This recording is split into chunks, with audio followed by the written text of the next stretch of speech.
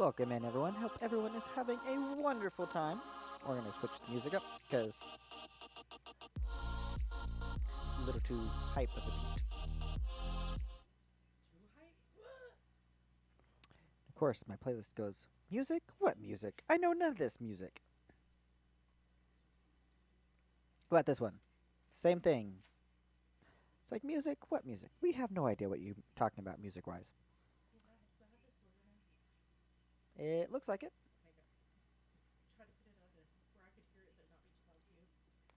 I appreciate it.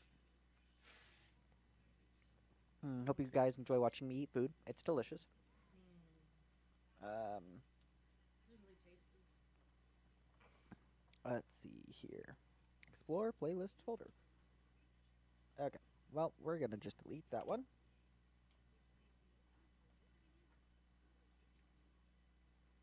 Yes. Delete playlist. Delete playlist. New playlist. Because why? Apparently it didn't say what my music was.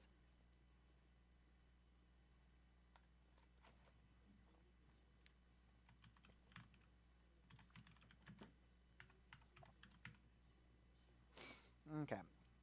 Now I gotta find all the music.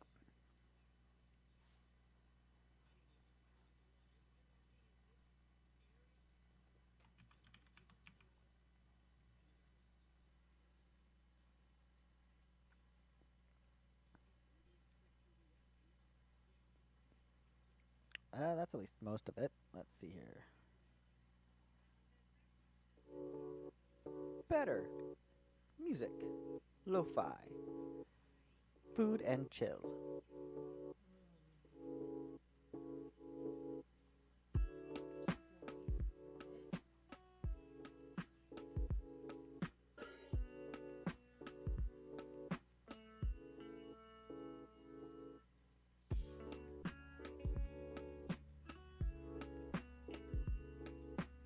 Alright. I hope everyone's having a wonderful night. We're gonna have a great time this evening, at least I am. Even if I explode at every game. We're gonna play we're going to be playing some M.A.V, Modular Assault Vehicle. Uh, a wonderful game that comes from Bomb Dog Studios. Essentially a spiritual successor to Chrome Hounds from the Xbox on the from on the Chrome Hounds for the Xbox 360 from Sega and FromSoft. And I'm really excited. It's one of my favorite games of all time.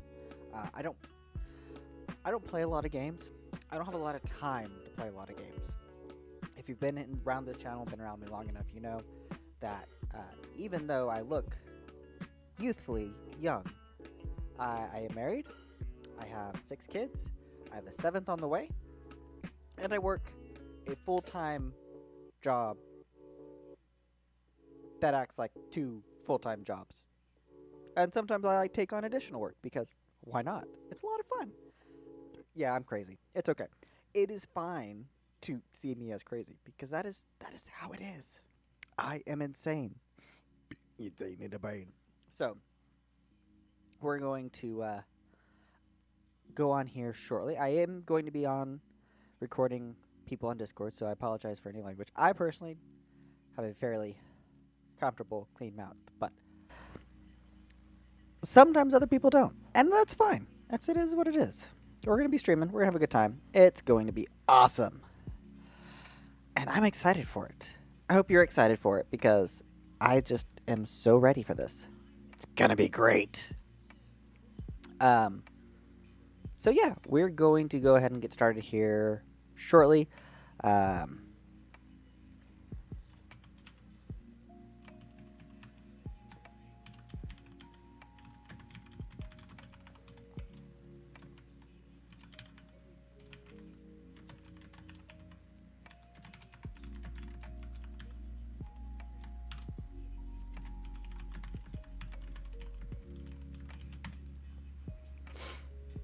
Alright, so let's go ahead and pump up the jams. That's right, pump up the jams. With M.A.V going, I'm going to drop our playlist down because the audio is a little loud. Oh, my eardrums. Hello, Avenger. Hello, hello. I need to go. Huh? Hello. Hello. Oh gosh, so loud.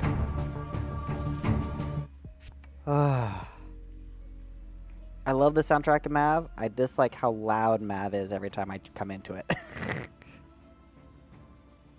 It's like, let's explode your eardrums. Maybe? Alright. That's better. We shall transition over to gameplay because Pew Pew is awesome. Okay, that's good, that's good. PTT. Graphics settings. Okay. Yeah, full screen's fine. Texture, ultra.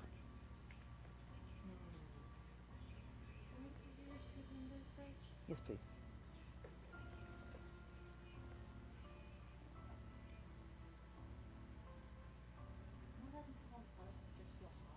Okay, yeah. That's not what I wanted to click on.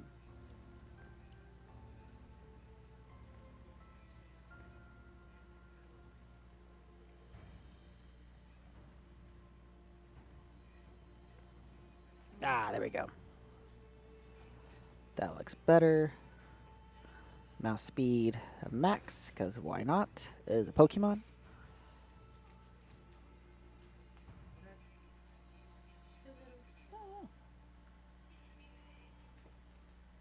Chat. Give me that tiddly. There we go. Cool. Okay. Hopefully that saved my settings.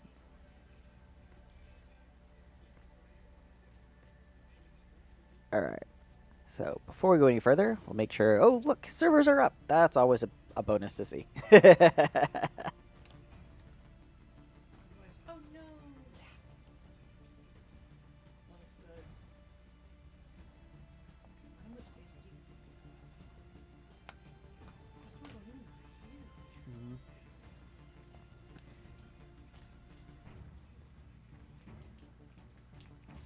Alright. I need a few test matches. Maybe some Siege with AI Avenger? Sure. Yeah. I'm gonna hop on I'm in. gonna be. Unless you need a minute. No, I was gonna say I'm gonna be rustier than a M.A.V sitting out in the rain. You've probably played more sooner than I have. More recently. There we go. I can word. I got words. You want to do us versus AI or AI and us against each other? Probably AI and us because I don't have any of my saved Mavs, and I have no idea where they're at. Actually, I have an idea where they're at. I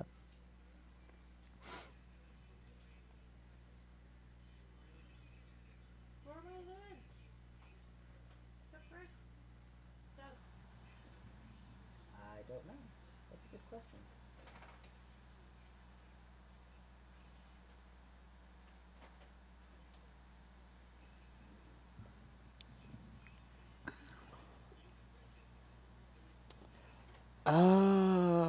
You know what? We'll do this one. Crater Arena it is.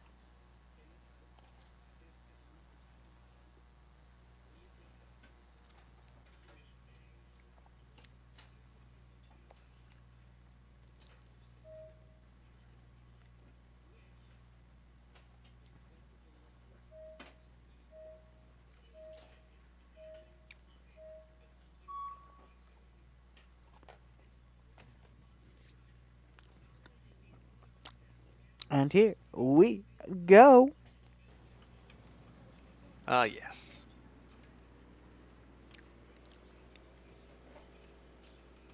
Bringing a build I've given the edgy nickname Apocalypse, Ooh, edgy indeed.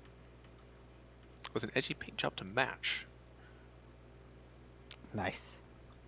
But I think the armament's warranted. 2 railguns, 2 Oh no. Ivans, and 3 cannons. Well, I know I'm gonna die quickly. Slow as molasses, though. Yeah, probably just a tiny bit slower than me, maybe. I think this thing has a speed of like 31 or 32. Same. Ah. I see you though.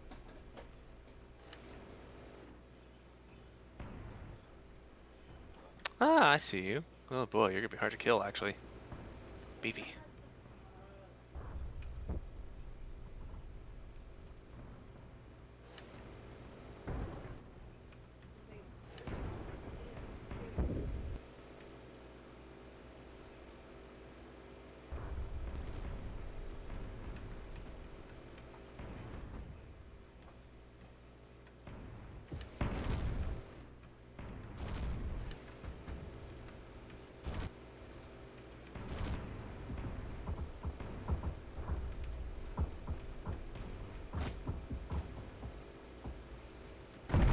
Woo!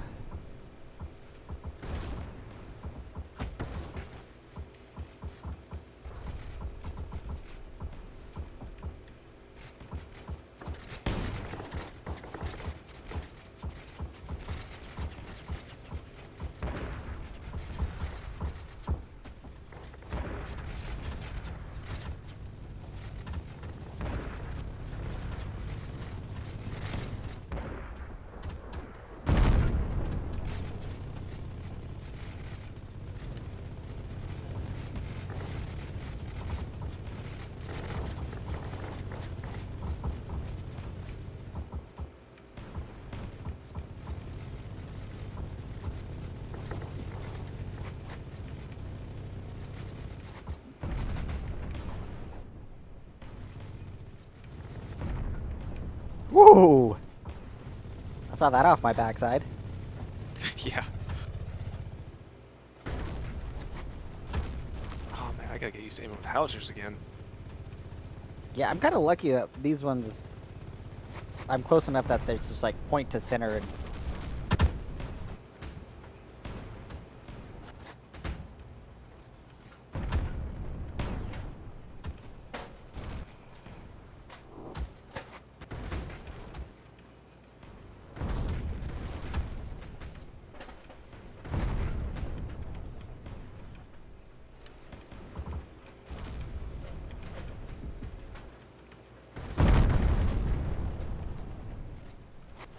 Oh, what? Killed my Jenny. Of course, my own teammate. Hello. No, that was me. I'm maybe decorate a little red for the edgy paint job. Oh, gotcha. So that explains everything. Yep. Hey, Charles is in. At least watching.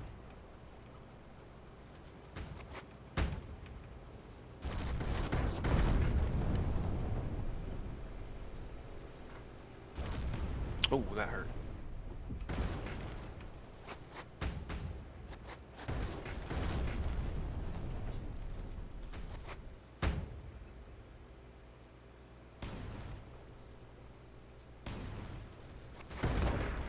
Haha. Ooh, good game. Yeah. Uh, Let's see here. Have to remember to. Oh, do I have one more teammate? did they get stuck somewhere? No, it actually looks like it's just stalled. Ah. Oh, it's because Charles joined. Ah, At least right. that's my guess. Let's see here. Let me pull up the server. Come here, mouse.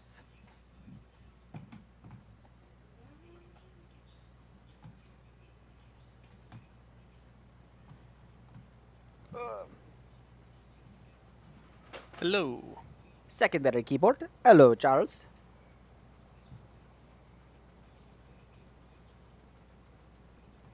Uh,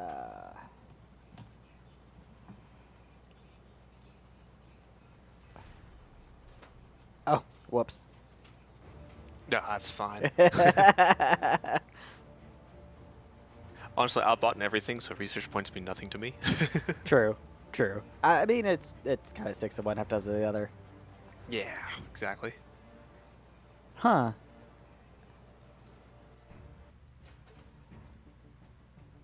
Okay.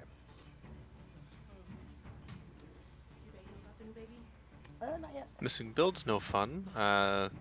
Did your files get moved? Yeah, that's a good question. I know mine probably did.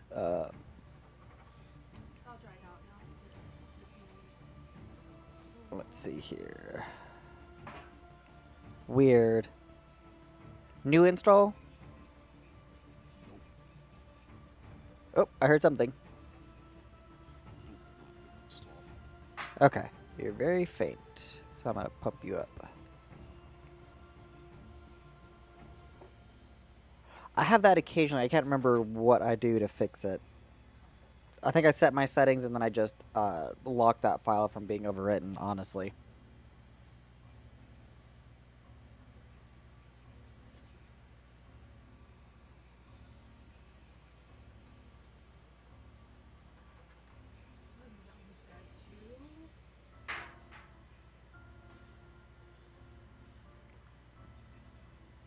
Now, profiles?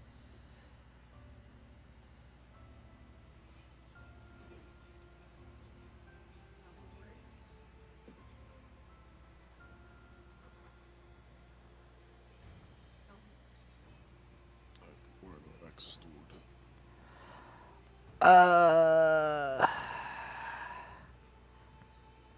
I can't remember. Oh, save game builds.data, I think. So, so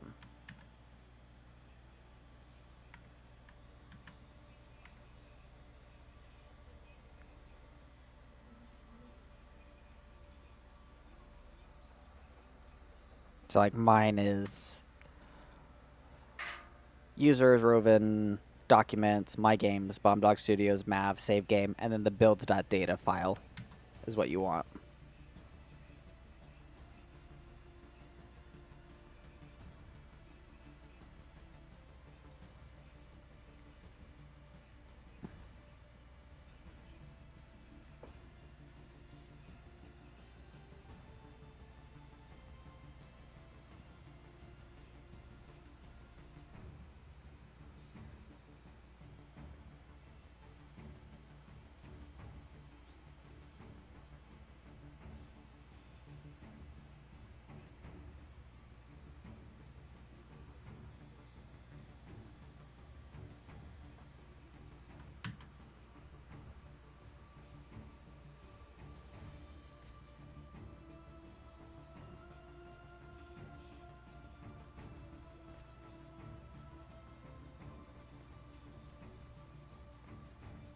Ah, there we go.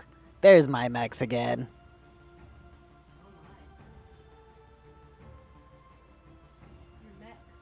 Oh yeah, forgot about that one. Mhm.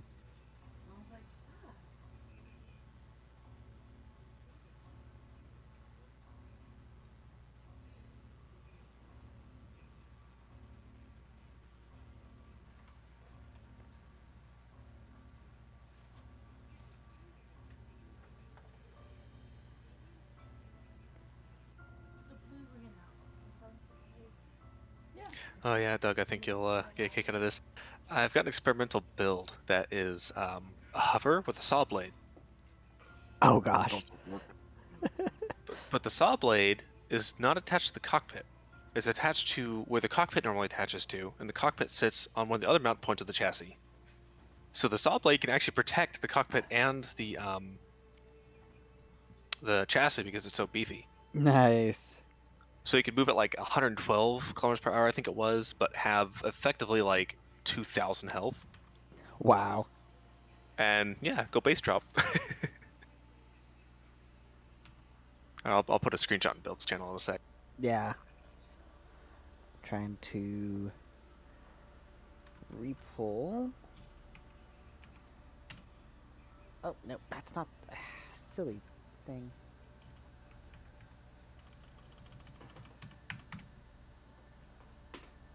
Because I can't remember what my current mech was. I think it was the one with had the um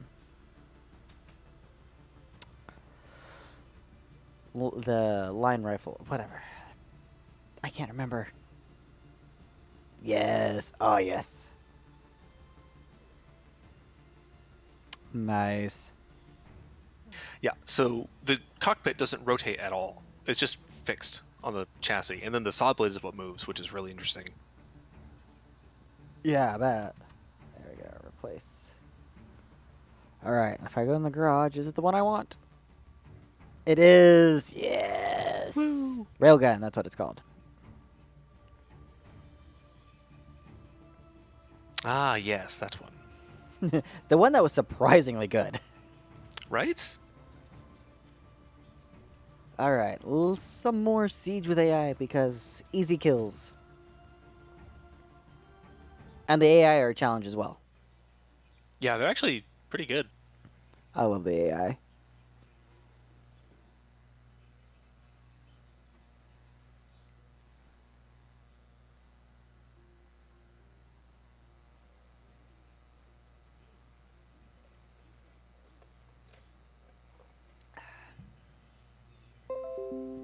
All right, we're hopping in, Charles, if you're going to join us for this one.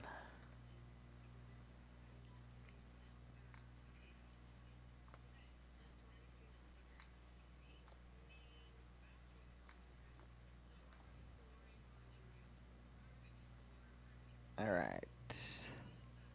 Interesting. Should be deadly. And, okay.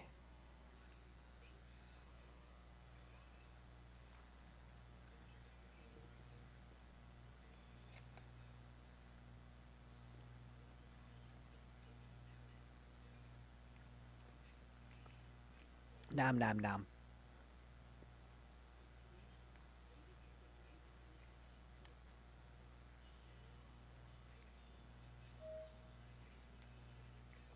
$10 seconds.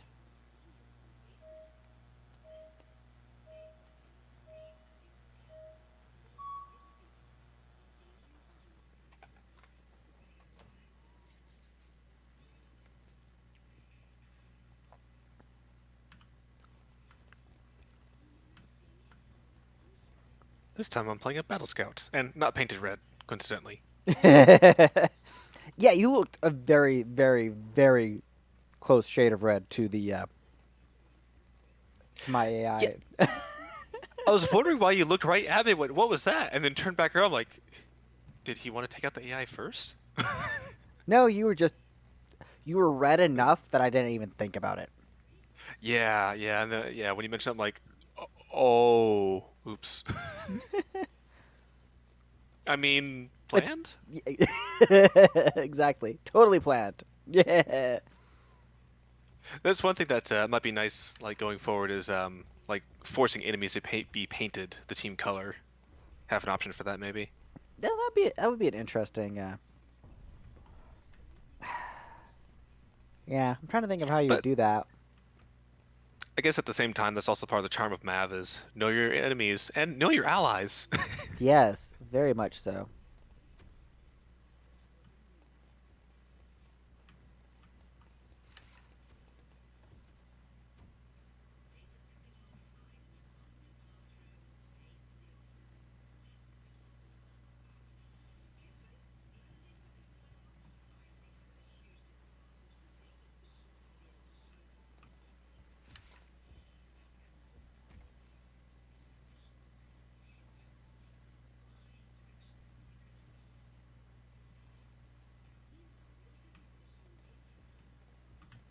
Oh, I picked a fight with an AI with 2 chain guns. This is not a happy day. I'm a scout build. Yeah, I do not last long.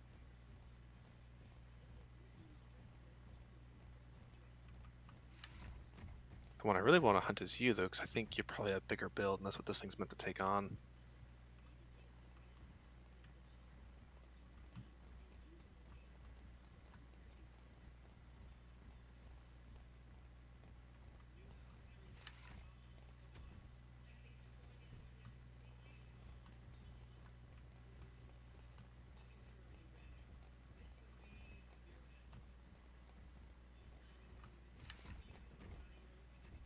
Ah, there you are. Fear my pseudo minigun. This has got almost equivalent DPS of a chain gun, but with, I'd say, more overall part health and better velocity and range. Yeah.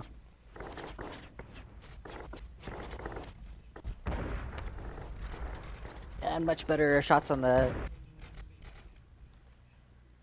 thingamabobber. Honestly, I think the only reason I won that one was because the AI. I had like several minigun users on my AI, and I think yours only had one. Right. Makes a big difference. Yeah. They use those things terrifyingly well. Oh, for sure.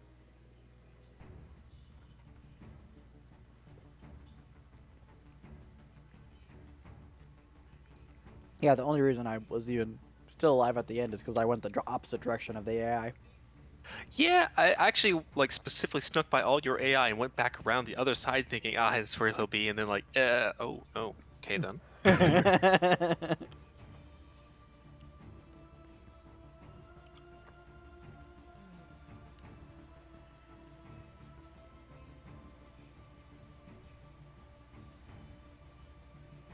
Huh. Yeah, no, I definitely understand what you're getting at, Charles. That's weird. Is it? No, read-only wouldn't affect that. I was gonna say, is it like in read-only mode, or is it a permissions issue? I guess it could be a permissions issue if anything got changed in that. Yeah. Huh.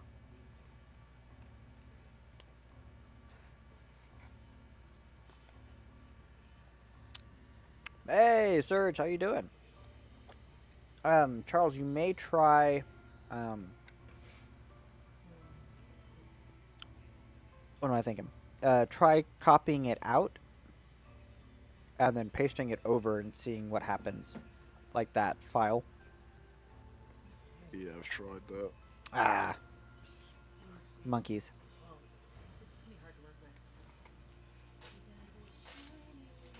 Hmm.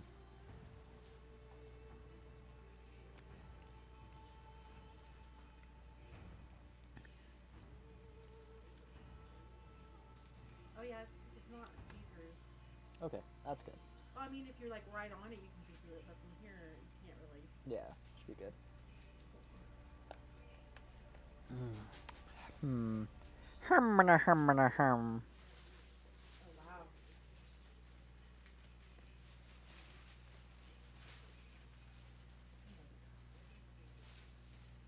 I don't think it matters which size I use. Man, though. It's a lot. Shiny.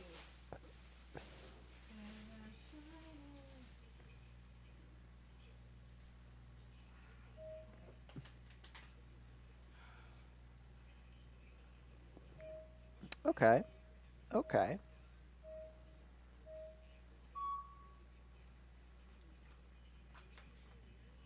I have no idea what map we're on. Me either. Oh, fun. Oh no. Uh,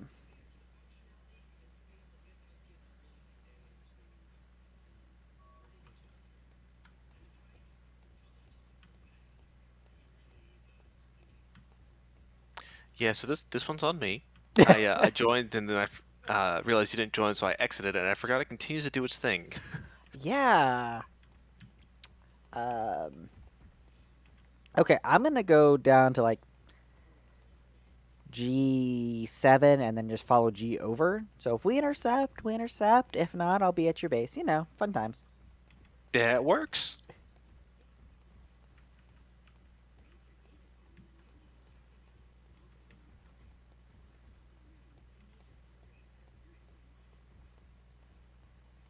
And this, folks, is why you figure out what map you're going to play on and play to that.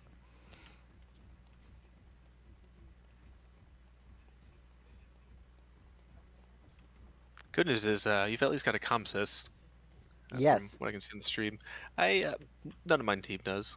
Oh, so they're just going to go straight for.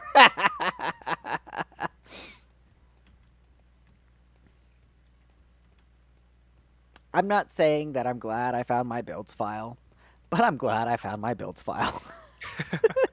Oh, I think I'd be devastated if I lost my builds file. I've got like I want to say like 100 plus builds at least. Yeah.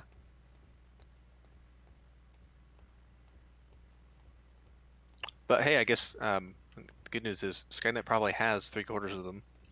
Yeah, true. I would like to see exactly how many people contribute builds regularly.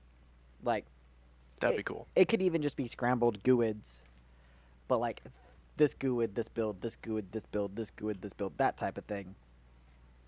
Yeah, yeah, that'd be really cool. Um, and I know that Skynet is designed so that you don't face your own builds unless you have a certain set of circumstances. But part of me wants to. Like, I want to see what it's like to face one of mine without having to go through the rigmarole of doing it myself to Yeah. circumvent it.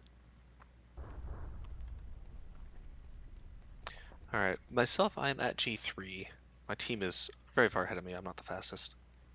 No worries. I'm just seeing if I can pull up any more AI to me or not before because this is one of my fast like zippy builds. I'll Ah, tell everyone what to do and then make sure I try not to get hit. right. The role of a very good commander. Don't get hit.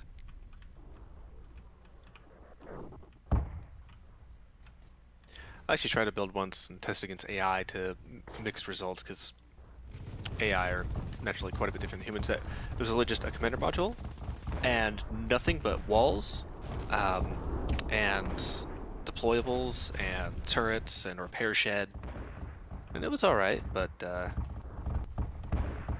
struggled against anything with long range Yeah. naturally. It would also be nice if your AI on map. I know why they don't like if you're on the red team why your AI doesn't show red because naturally we're trained red is the enemy. Ah, But right, I flicked my map. I was like blue. Where's the? Oh, never mind. right. That's not the enemy. That's just my teammates. I'm trying to think. There's one game where it does it like that. It's so different, but at the same time, I'm like that. It makes sense.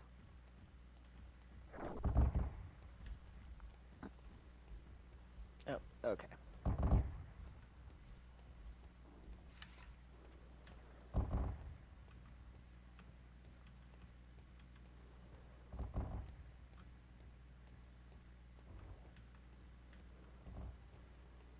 I hear the sounds of explosions.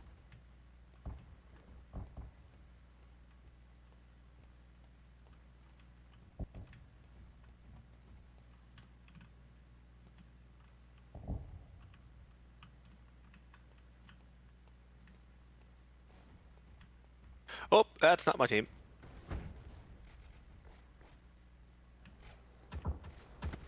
That's a lot of bullets.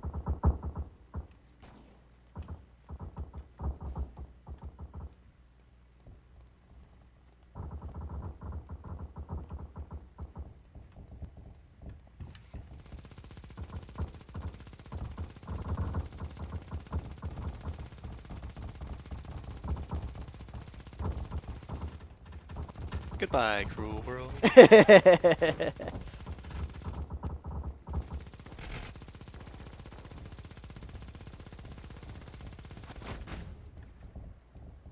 And I'll just use your walls to my advantage. Oh, I missed. I could like see a part of you sticking out from the underpass there. I was gonna try to nick you with it, but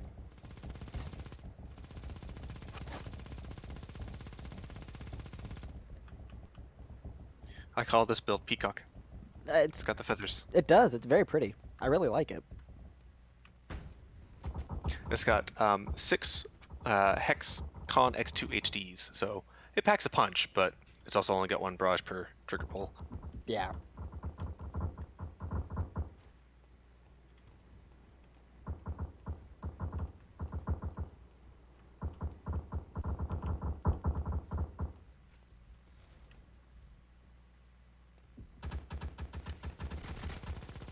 Oh. Activated your trap card.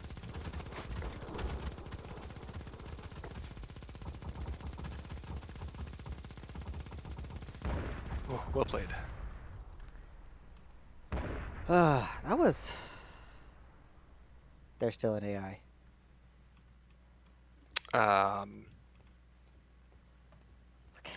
So,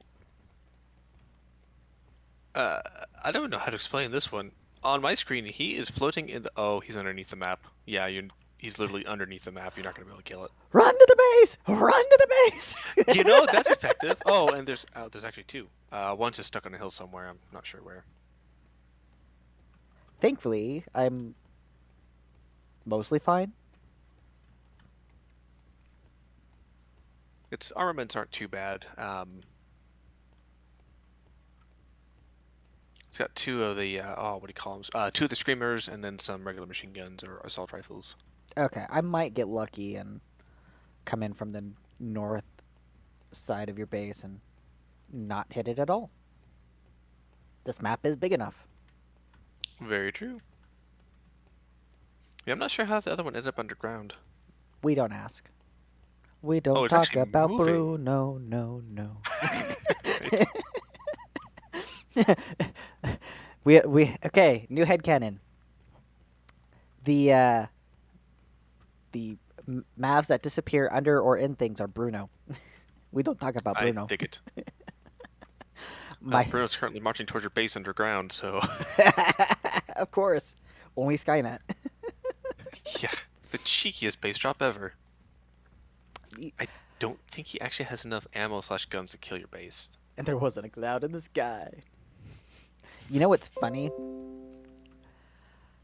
Skynet will get to the base and stand there. Really? They will not attack the base. Oh, that's awkward. Yeah, it's hilarious because you're like, do something. They're like, we're protecting. Well, actually, we're trying to kill something, but you know. We're protecting the enemy's base from the enemy. Wait.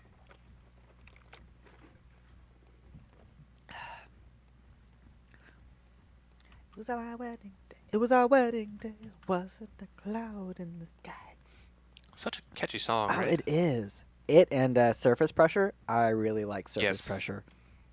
Of course, like I listened to it like 3 or 4 or 5, 10 times, and then all of a sudden I'm like, wait a minute. I'm not saying that I feel called out by this song, but it might be a little accurate. Yep. I'm fine. Everything's fine. There's nothing wrong with the magic. I'm fine. Eye twitch. I twitch. I just want to know, how can you hear someone's eye twitching in the middle of the night? I mean, if she can hear a pin drop from a mile away, you hear the involuntary muscle movements. Oh, no. I guess so.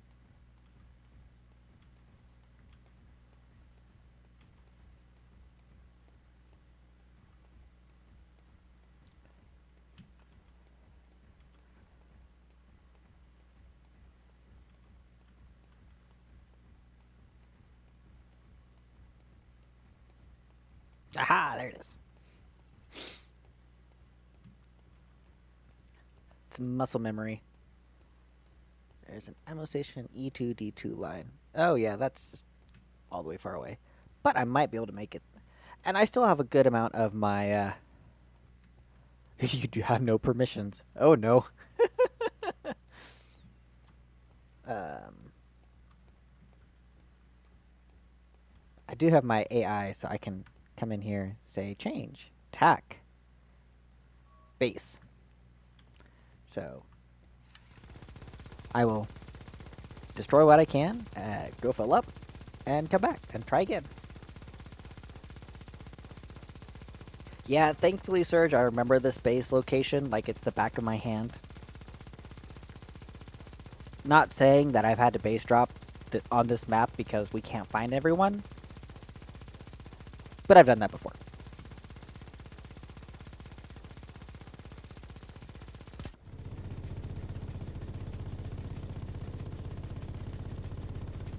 And as long as my AI do some damage, we should be fine. Worst comes to worst, I'll have them attack me while in the base, and it'll be fine. That works as well.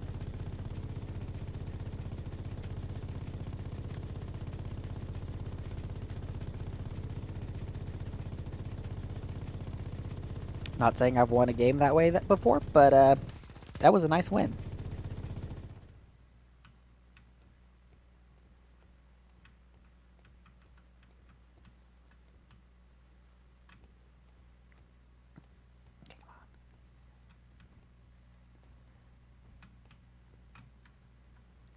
Okay, so attack.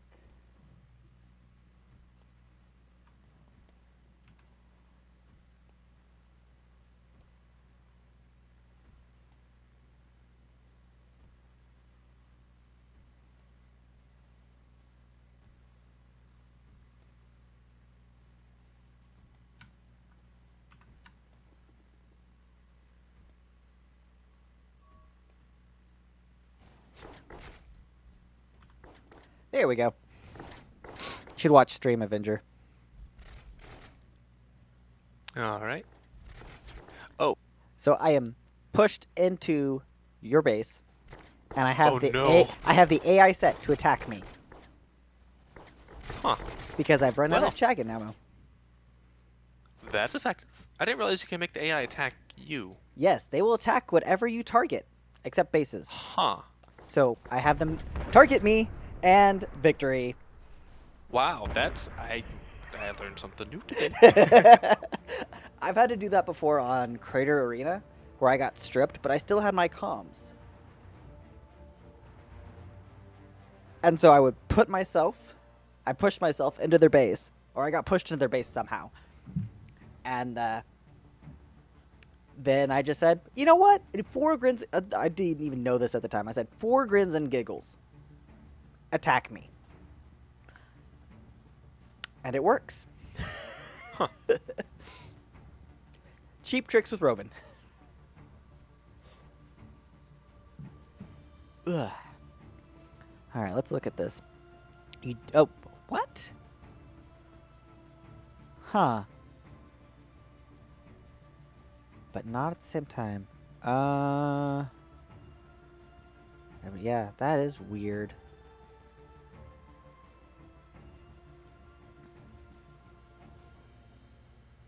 That's very weird. And all of your build files and everything are still at where your documents, my games folder. Yes. Huh. Windows 10, right? Yes, unfortunately. It'd be so easy if we could blame Windows 11. You can blame Windows 10. It's like it's any better. Fair. Very, very fair.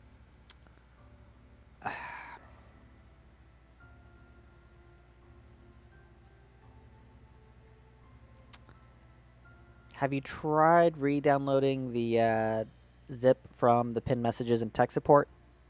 Nuking your in folder and unzipping it from the zip? Well, I can't delete the folder. That's an issue. Good news, though. Any installation should point to your My Games directory. So if you pulled it and put it on a different drive, it might work.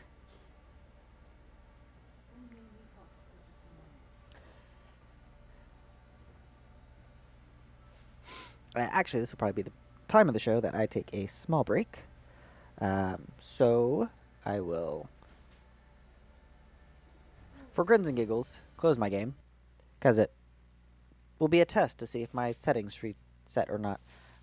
Turn on some nice lo-fi music, and I'll be right back.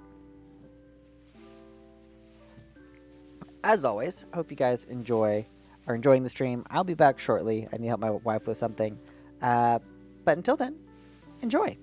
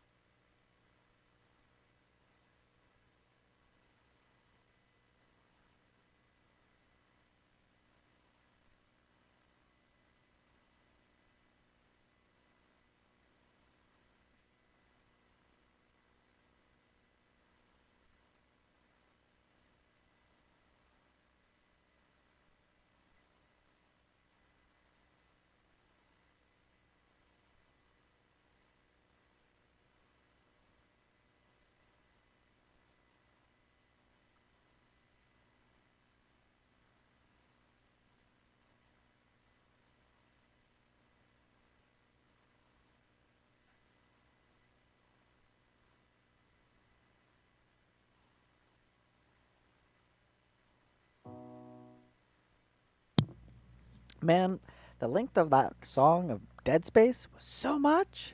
That's so weird. Um, all right, so we are back. Let me actually transition out of that and bring back up the game of the hour. And again, it's so loud, my eardrums. Oh why, my eardrums.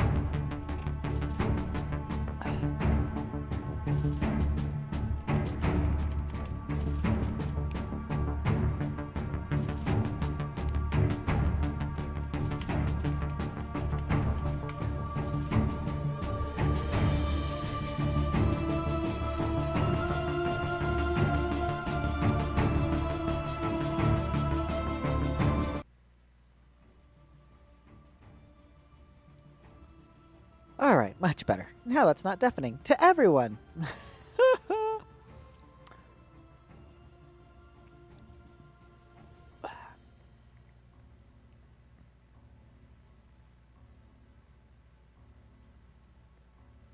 And back. Hey, welcome back. Dun-dun-ts. Hashtag sorry, not sorry. Do you know much about Dungeons and Dragons? I know in 3rd ed, 3.5 ed, if you tried to resurrect a PC without a declared deity, that any one of the pantheon has access to that person. And if so desired, one of the pantheon may take possession of said PC's soul and can choose to not allow them to be resurrected. And if you continue to fight against them, you will nuke Baldur's Gate. Oh, I didn't Yeah. know that. Well, we just ended up nuking Baldur's Gate because that's where we were at in the Forgotten Realms at the time. That was a hilarious end to that adventure. I can imagine. As the DM goes, and all of a sudden, a massive energy shift occurs as the priests battle with whatever deity had latched onto my friend's player character's soul, whatever. And yeah, we nuked Baldur's Gate. um, so the reason I asked about the D&D was, and I love that backstory. That was cool. My next character is gonna be a bard who's punny. Oh That's gosh. that's his performance. Nothing but puns. He doesn't play instrument. He doesn't sing. He just tells puns. And I'm thinking about going the new College of Tragedy bard. And his backstory is going to be, it's like, wow, College of Tragedy, you must have been through some horrible stuff. Can you tell us some? Ah, yes. Ever since I was a young lad, I love to tell puns. Say no more. That's all we need to know. Oh, that will be amazing. It's fun when you bring up D&D. This is what I'm listening to right now. Oh. Ooh. The dude put his D&D character stats on the inner cover page. Oh, that's cool. That is really cool.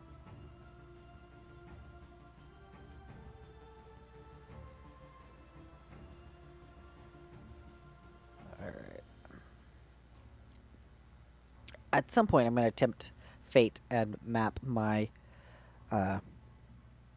Extreme 3D Pro to M.A.V and try playing with that one day. But today is not that day. I'm not in that level of pain at the moment, or up for that level of pain at the moment. Alright. Oh, please don't tell me. Yes, it did. It did.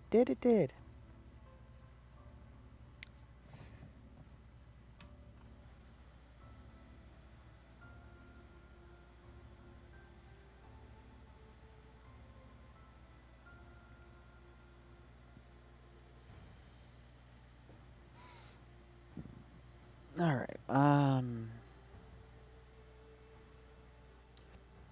main menu?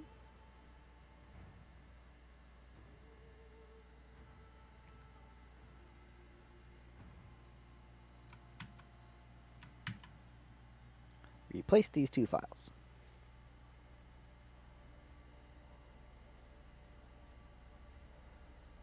That'll have to do for now.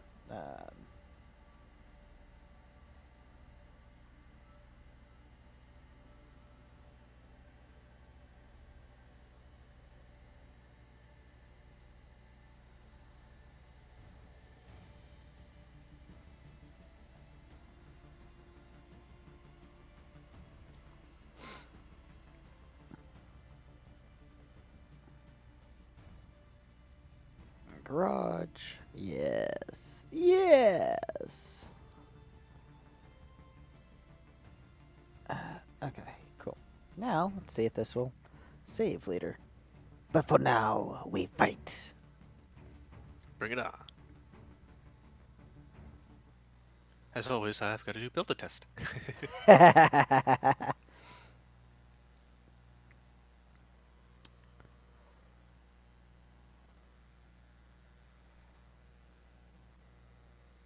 This one is another M.A.V moment, made another variant on my frontal cockpit builds. Ah. But this Oh time, my. instead of... Oh, And I thought your AI with like so many Chaggins was frightening. yeah, I just saw that as it flashed across you. Like, whoa, oh man, that is frightening, and it's also using a frontal cockpit. That's actually not one of mine. I'm That like, is, and they got that on those hex legs? yeah, Huh. Man, that thing's beefy. Good yeah. luck. Good luck.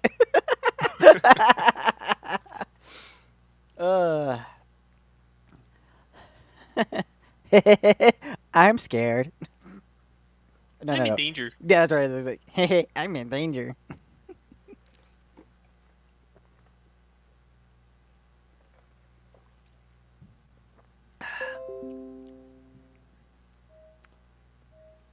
Um.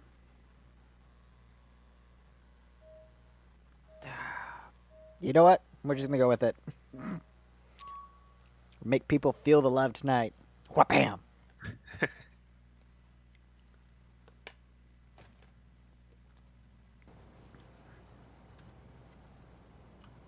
Hmm. I guess one of my teammate has a Comsys. It's handy. None of mine do.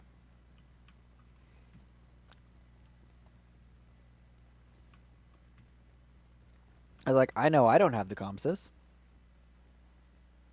Maybe I do. Apparently I do. Oh.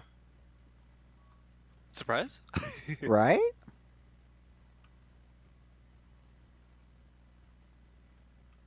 I must have just put a small on here. You know, that's one thing I've always kind of wondered. Um, the big ComSys. I never fully understood the point of it because, in my mind, if you have a big ComSys, you're probably on a slower vehicle, which means that you probably have scouts laying down deployables for you. So what's the point of a larger radius?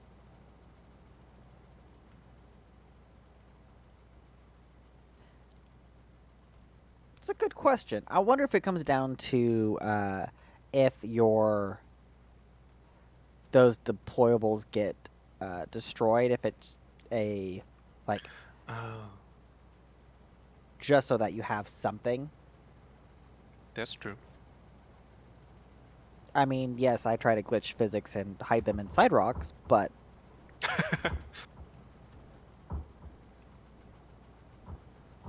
That's actually pretty smart.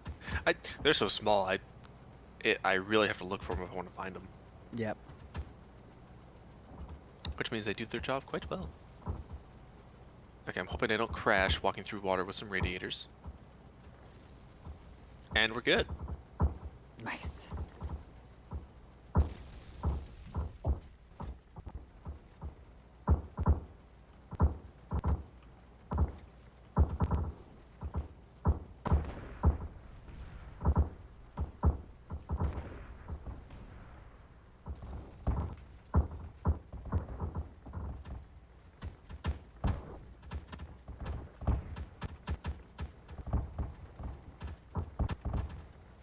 Oh, took some out already. Jeez.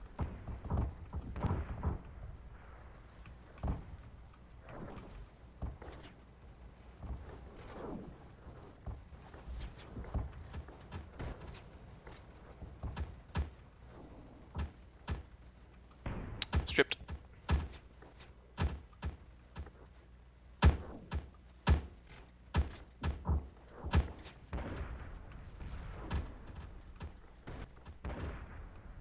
How I got out of that without dying, I don't know. I don't know, but your accuracy was quite impressive. I'm like, haha, I've got him. And then just all of a sudden I lost half of them. I'm like, what? The railgun probably did a lot of the work. Yeah, but you still had some fantastic follow-up shots, even with the regulars. For whatever reason, the way the snipers are laid, I got them set so they're like without too much trying. I got them where they land pretty close where I want them to.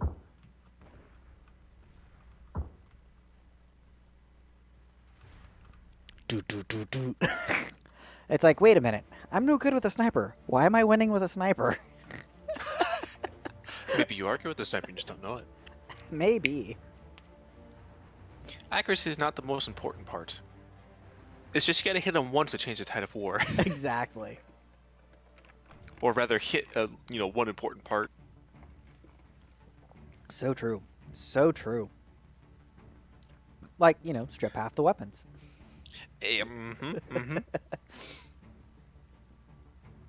I'm tempted to bring a build I saw Skynet have and thought that's an awesome design. I gotta duplicate it. It's got 6 railguns and a dark cockpit, so they fire in sets of 2.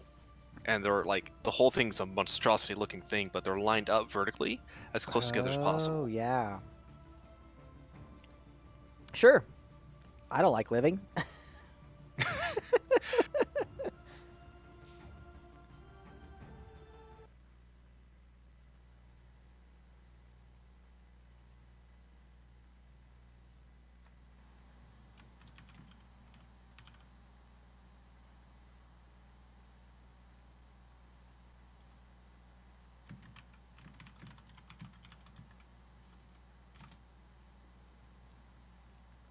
I love the fact that M.A.V can play in a windowed format that's like, it fits perfectly at 1080p.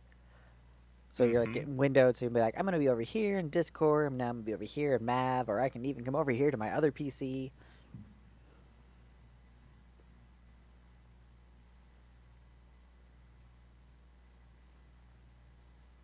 Oh darn, I didn't look at your build quick enough. Of course. I'm screwed. My AI suck. I may not get the build I'm looking for. I'm still trying to find it in my list. I've got a placeholder in the meantime, but Yeah, it's like Outpost. Tegged if I wanted to be very masochistic.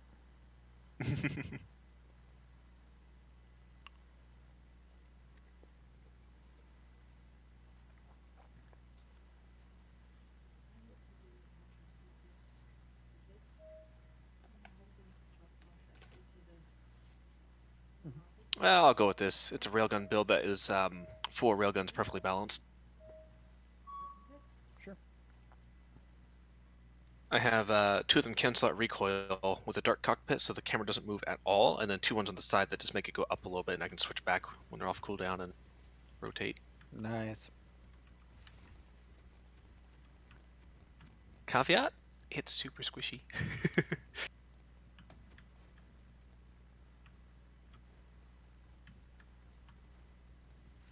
Apparently, I hit a tree. Oh yes, because this is the map that doesn't have or has trees everywhere that you can't see said trees.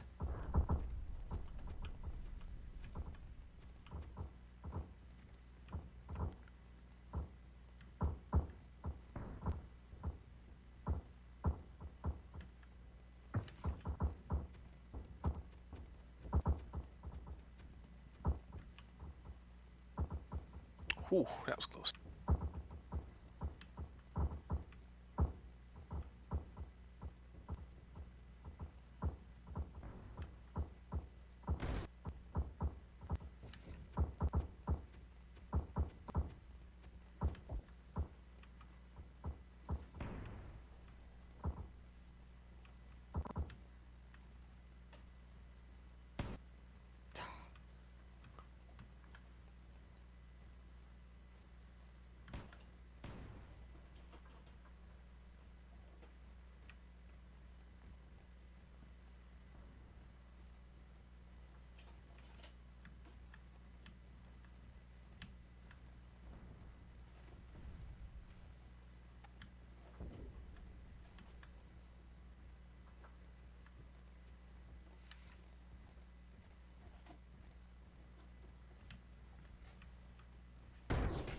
Whoa, yeah, those snipers are gone.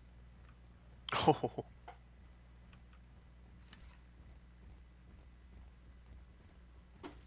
I should not have taken ooh, that thank goodness shot. for that tree. Pretty sure that would have hit me if not for that tree.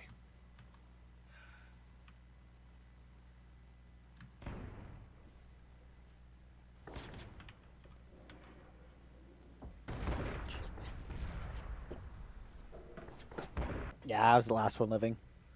Yeah, impressive. If I probably would have pressed, I probably would have been different. But your color scheme matched very well with your team, so I wasn't fully expecting it. Ah, It's good. I was like, is that it? Nah, that's too blue. again, coincidental. Usually I go like tie-dye theme on these things. Maybe I should go Yeah. back to that. It would be nice if there was like a quick camo option in multiplayer. Like, okay, we're gonna go. Maybe you don't go the normal color, but like you could vote on what camo to take as a team. Ooh.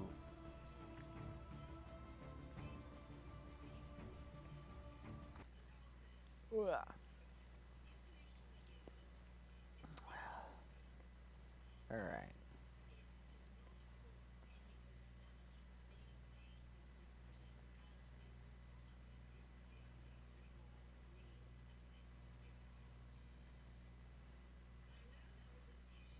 Holy cow!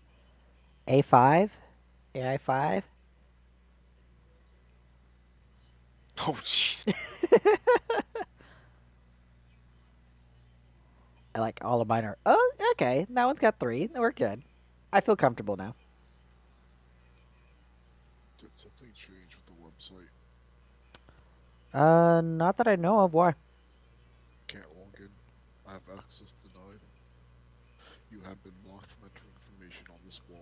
In order to prevent this from happening in the future, you may ask the Interactive Network to enlist and allow you full access. Weird. I'll post it. Very weird.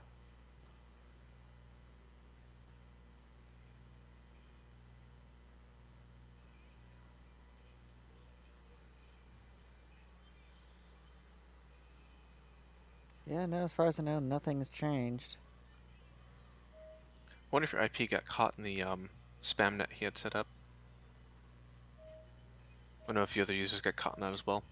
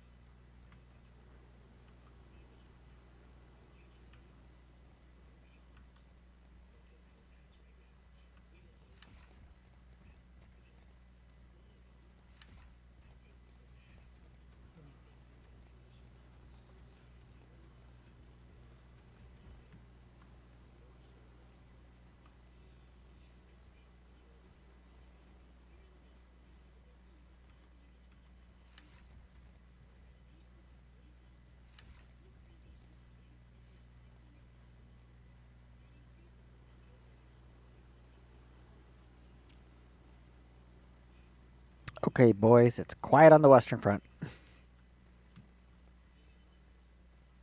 Open the floodgates of war.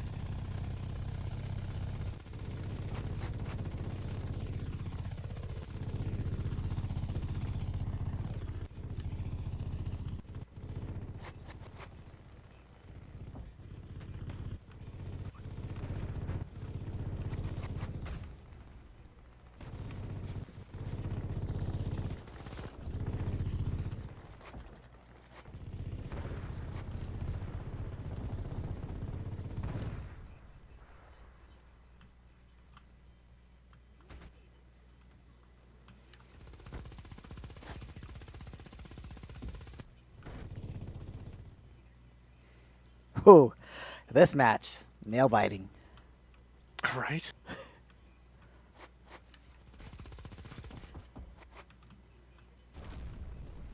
I think I've got one AI who got stuck. Yeah. Okay, so I still have some help if I can live. I don't think I'm gonna make it.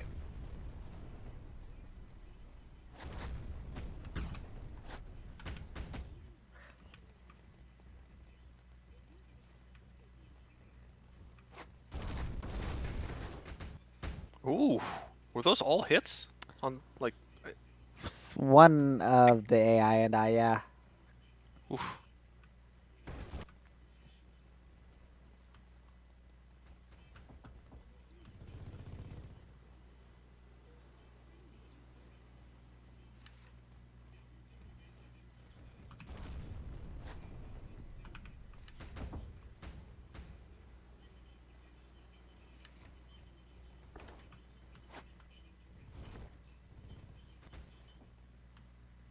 When in doubt, spread it out. Camera's getting fuzzy, so I'm just kind of spraying cannons all over, hoping it works. Yeah, doing pretty good.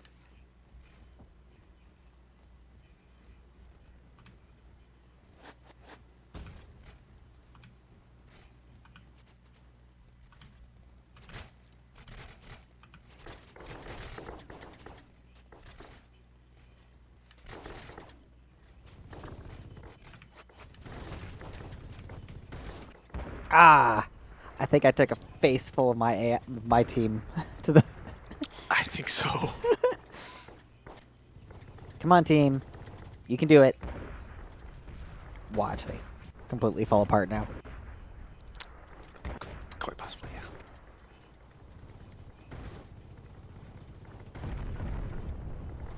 Oh, I finally stripped the Chaggins off that monster.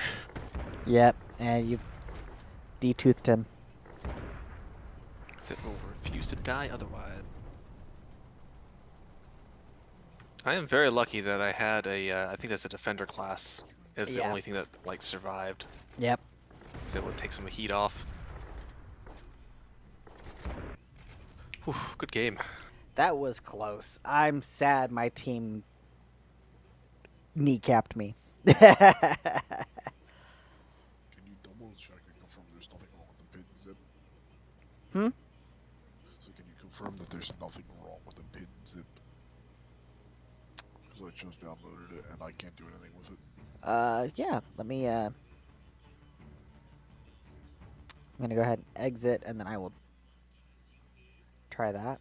Thankfully, my internet's pretty fast. To start that. Play a little bit of background music. Alright. Continue to download. Yes.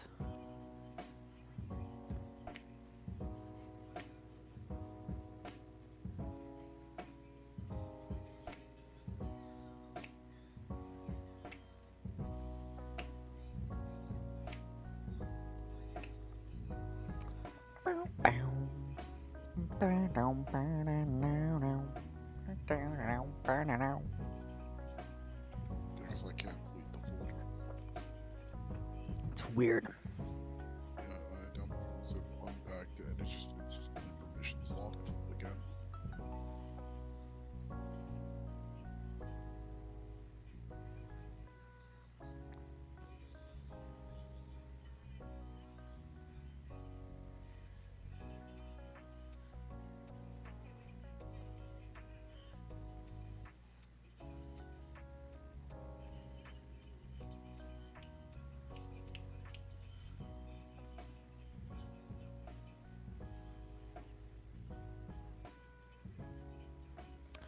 Alright. Extract all. We'll go to F drive M.A.V.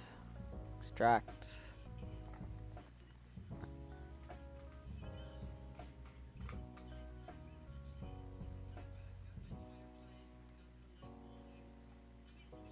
Let's see, can I share my desktop?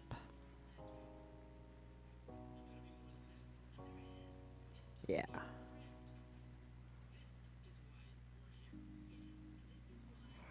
All right. So that's sharing, or yeah, sharing, but as well as extracting. Do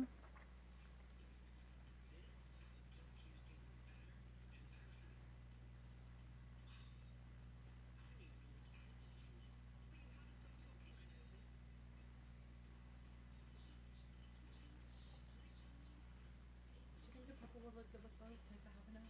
Yeah. I was gonna start with Emily's first. Okay. There's not much, so I don't know if I'll have enough or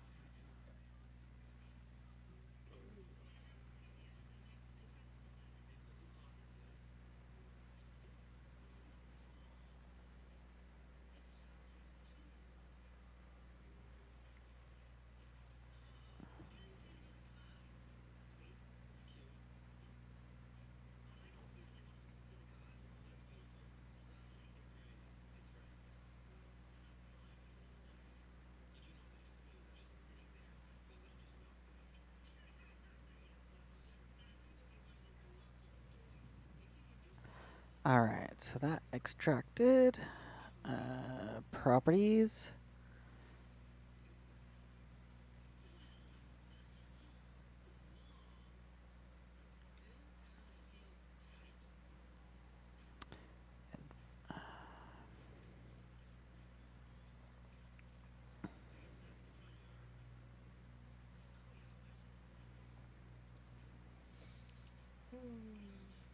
Seems fine.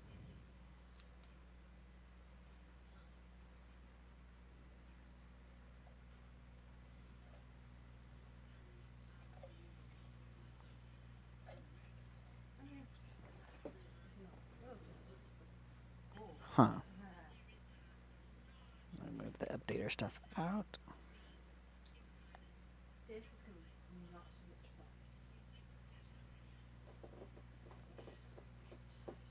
Oh, excuse me. Wow. It's a good question. I don't know. Can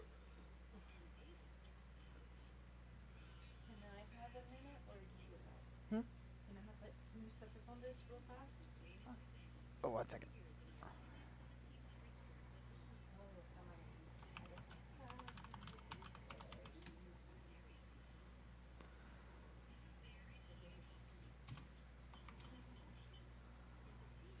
I don't have So loud.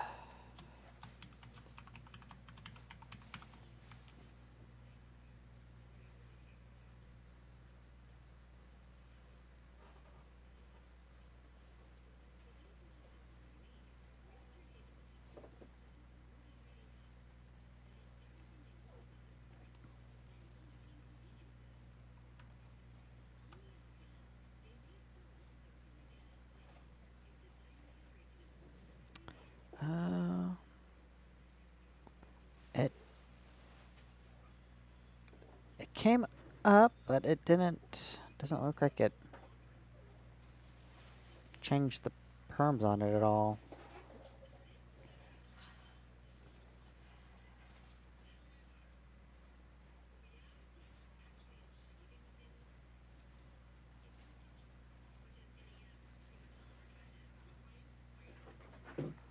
That's really weird. Is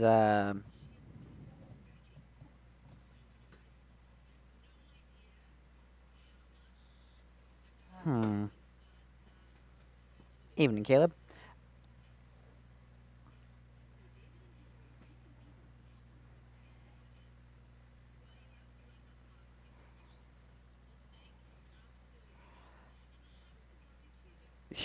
We're doing some troubleshooting. Hopefully, we're Charles's install's acting funky.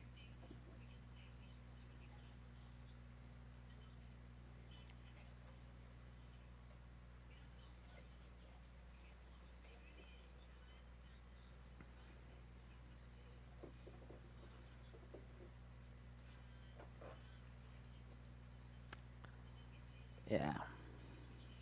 Skynet begins.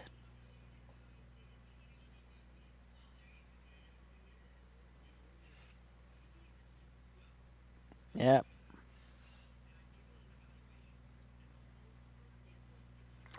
That's something to try. Let me move it to a different drive.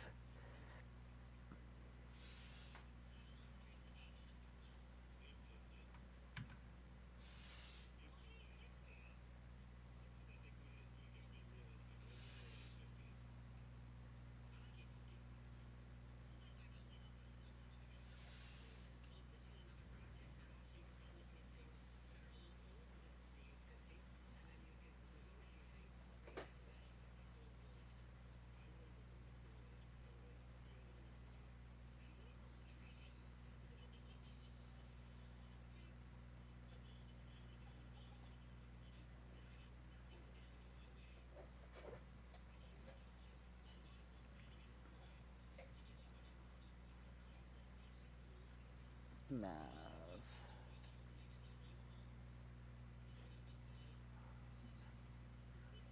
Documents.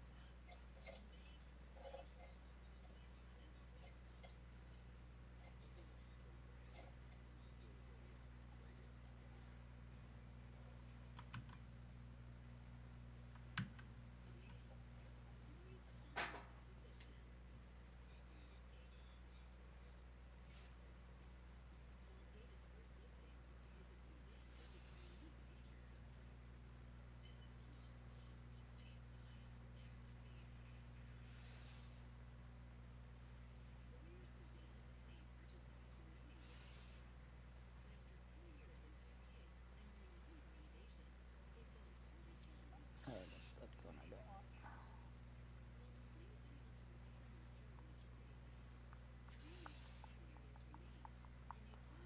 Alright. Try it. Okay, move the M.A.V install to a different folder. Run that. Watch out, your eardrums are gonna get blasted if you're watching stream. So loud.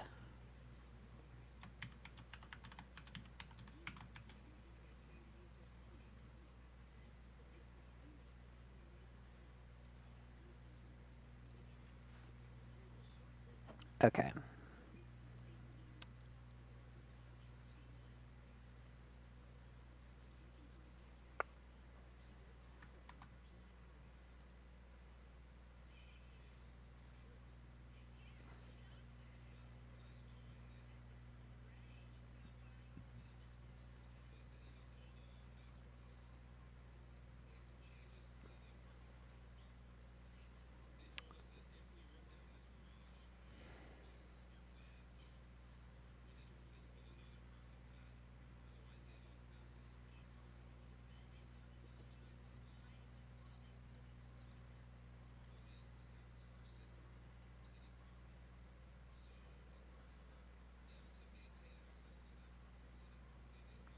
Yeah, I don't know what to tell you, Charles. I'm sorry. It stayed the same perms as when I went in, even if I moved it to a different drive.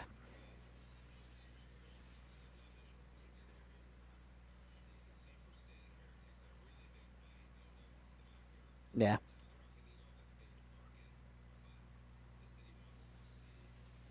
So weird.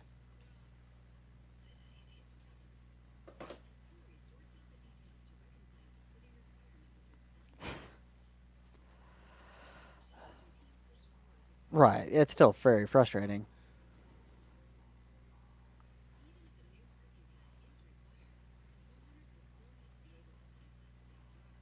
Yeah. That building enough.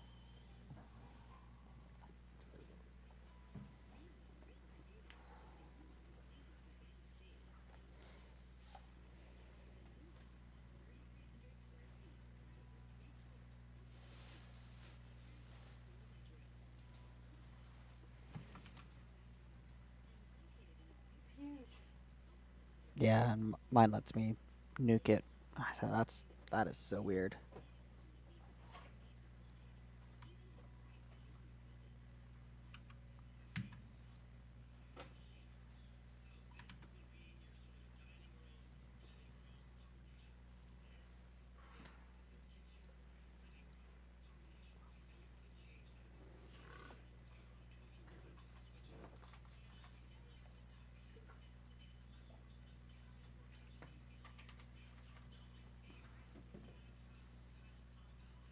Yeah.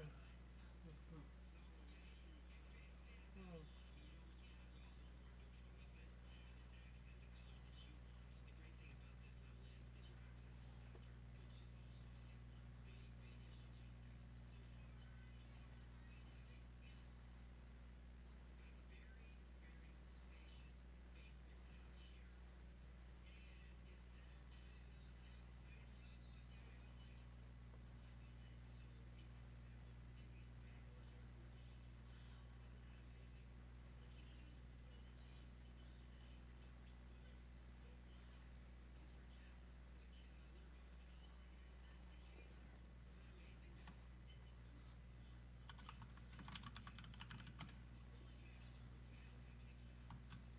Oh, belly.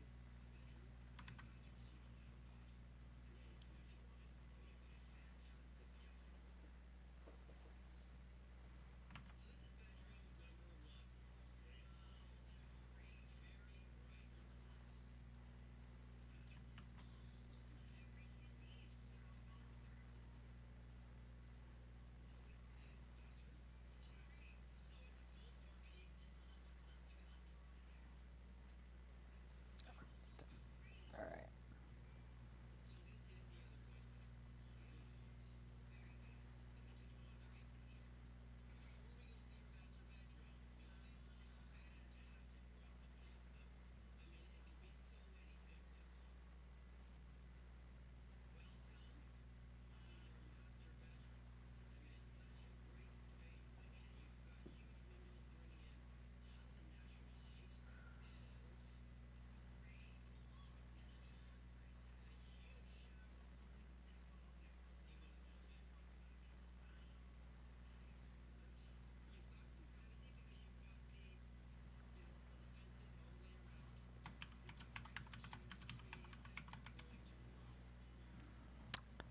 All right.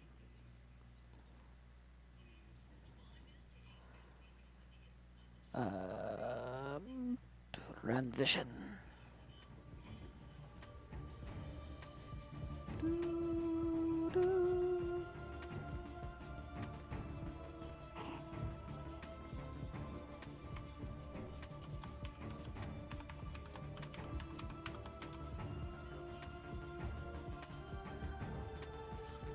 Also just gave myself full permissions over the folder. Didn't give me any problems, it just let me do it, but it's still not working. That's so weird. Huh.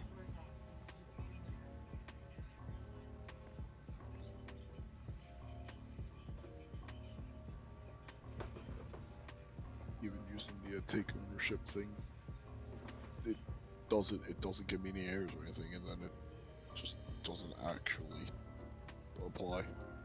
That's so weird. It keeps reverting to read only. I uncheck that, hit apply, it lets me do that, and then it just goes back.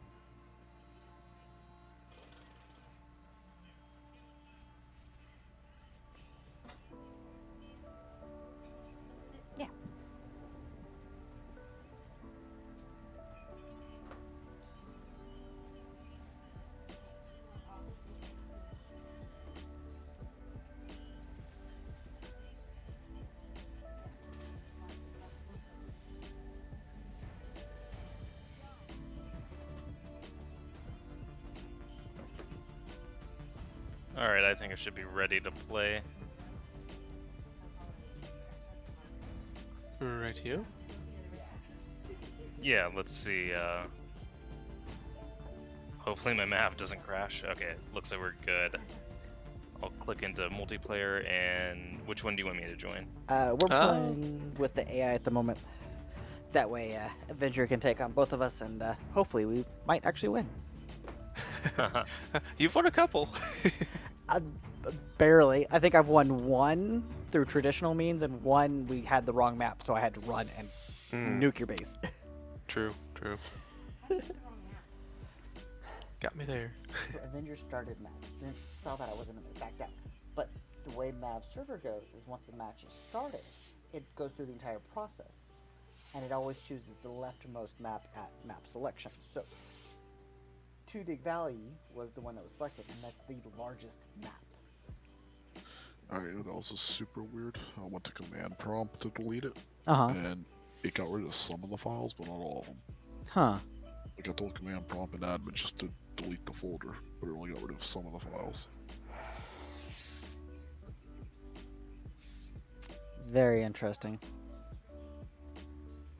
And it didn't give me any errors either, just delete it when it couldn't and just silently went away. Huh.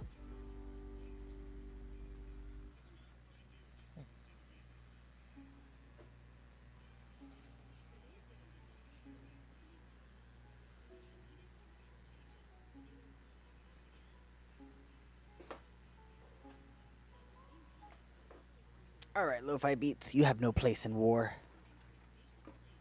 Thank you for that ribbon set.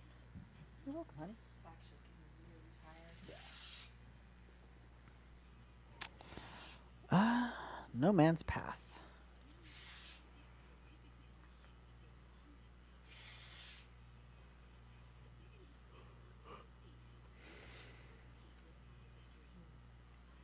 Does that command prompt delete leave the same files if on the other directories you had installed or unzip to? Let me double check. I haven't actually checked that. Hold on.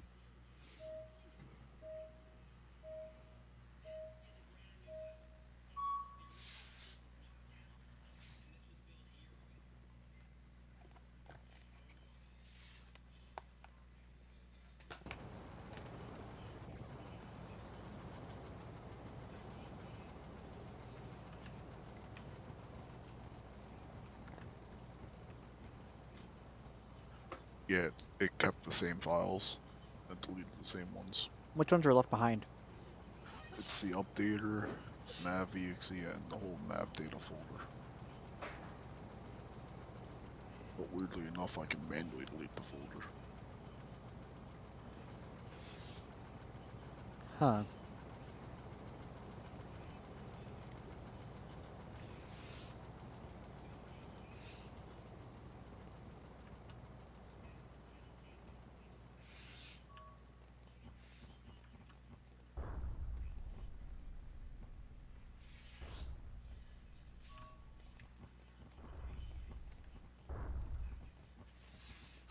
Hold on, I'll be back in a couple minutes. Okay.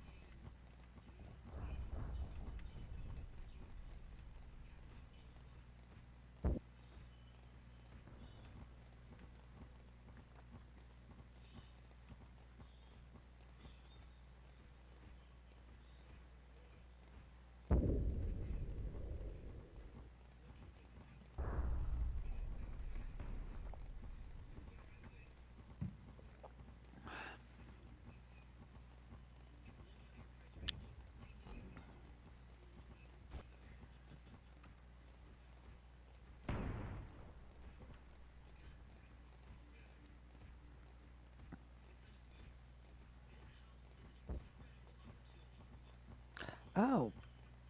You're running the railguns. Okay.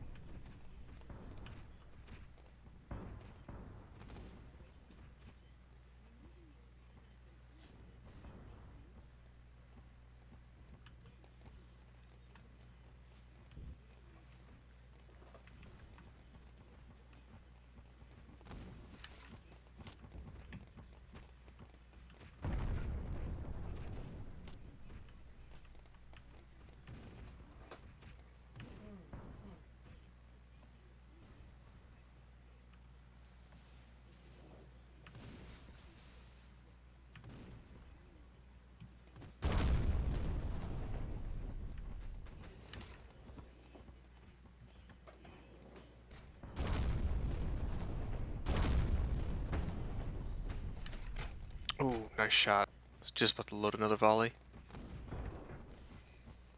Ah, my face! Is that the Kong or what? This is the Scar, Yeah, Kong's Scar. younger brother, so to speak. Still very sturdy. very, very sturdy.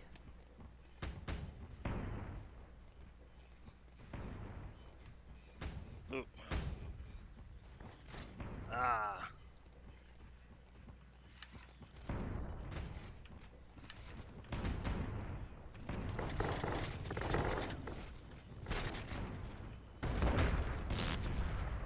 You did well.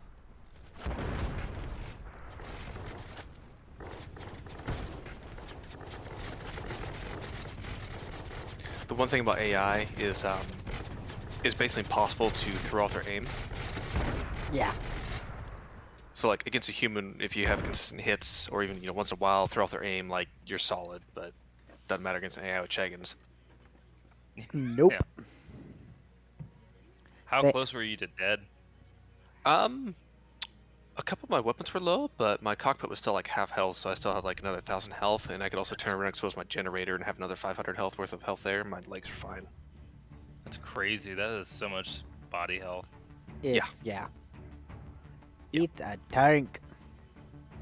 The legs only have, I forget exactly how much, but it's somewhere between 1,500 and 2,000 health, which isn't a ton for legs, but the cockpit clips through half of it intentionally, or not clips through, but jets out in front of it and covers half.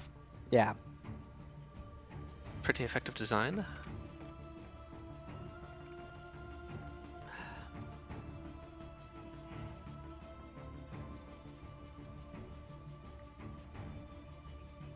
Well, I'm ready for another go if you are. Let's go. Yeah. Bedroom. You guys want to be red or blue this time? I'm fine with red. Okay, you're currently blue. Yeah. Okay, cool. Yeah. Not sure which build we're on this time.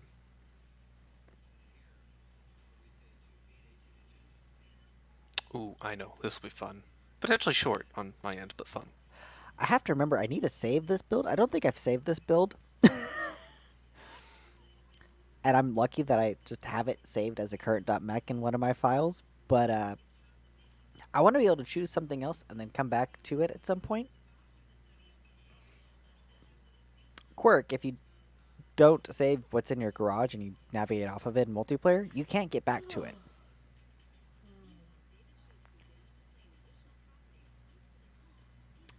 Oh man, I can't find the build I'm looking for. You know what? I'm gonna switch it up. We'll do. Oh, I chose wrong. It's gonna be Outpost Alpha. Oh well.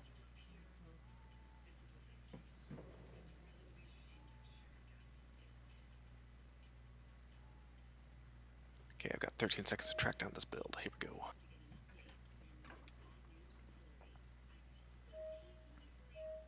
Oh, got it. Oh no. It could be really good for me. It could also be really, really bad. I think you might remember it once you see it.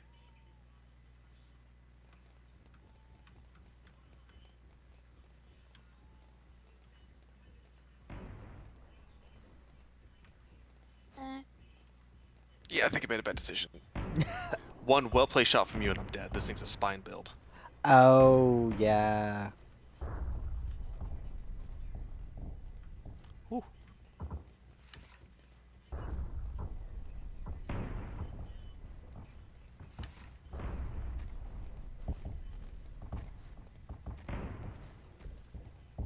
Trees. That's what's gonna be what saves you.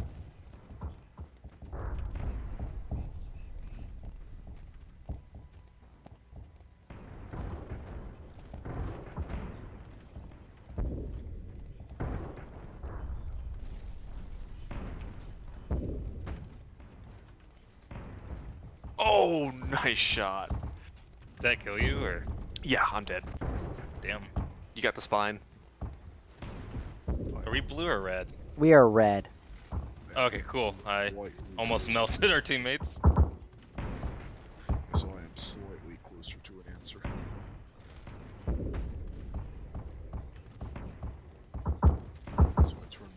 antivirus, and so I had control of my folders again. Oh, But That what's really weird is when I turned it off uh-huh. and realized that I could delete the folders, when I went to all the other folders that I couldn't touch before, they were already gone and empty. Oh. Oh. Which is weird, because like, I tried to delete them earlier and it doesn't let me, it says access denied. Then as soon as I turned off the antivirus, it just like automatically did it for me like they were queued up.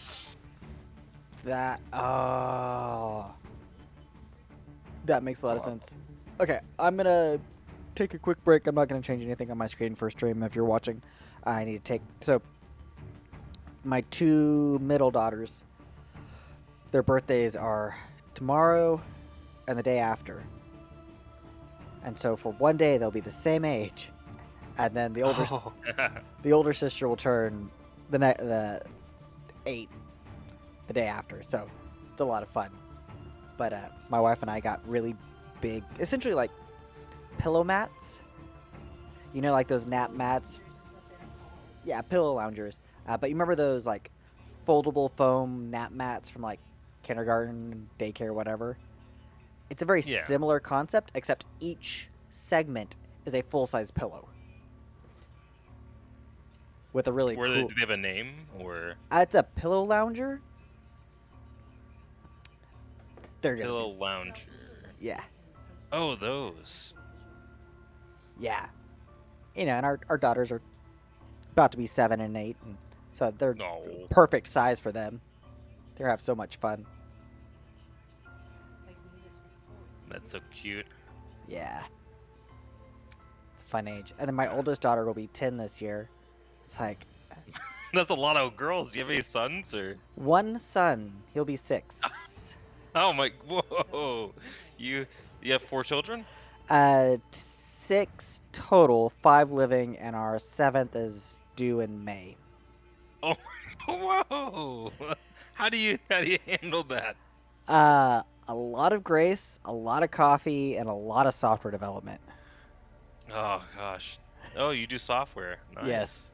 So, What kind? a little bit of everything: website, NFT, Windows services. In fact, so you'll notice that each time we play on one of my servers, they automatically shut down at the end and come back up. Part of that process I hand developed so that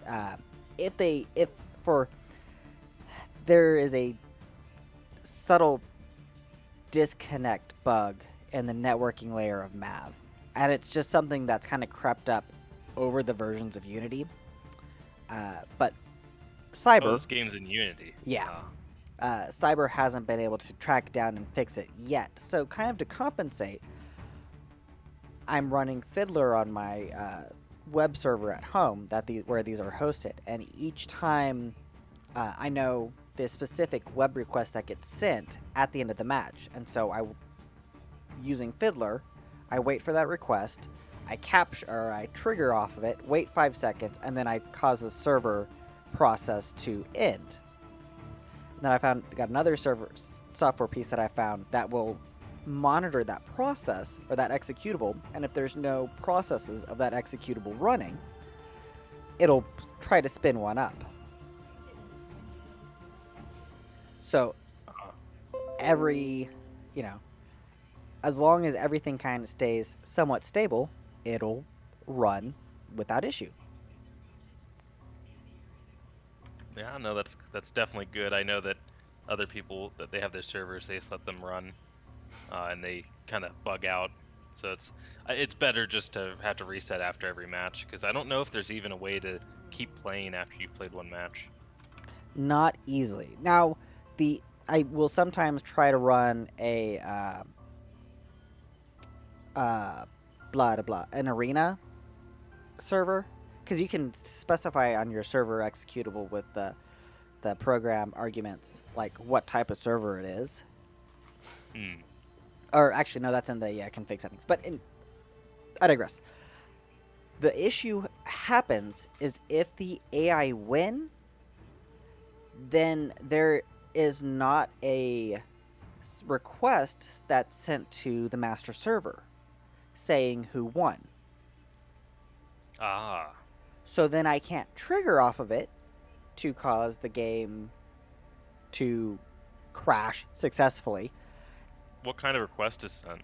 It's just a post request. Oh, Yeah, and I've talked with Cyber and Surge, who's the other person who's created software for M.A.V, has kind of collaborated with me in what we would like to see in the next, hopefully next version of M.A.V that comes out before the 1.0 release. Of, these are the features that would really help the software we're trying to build to allow us to kind of automate and create our own modes before we get the 1.0 release with the persistent war mode type thing.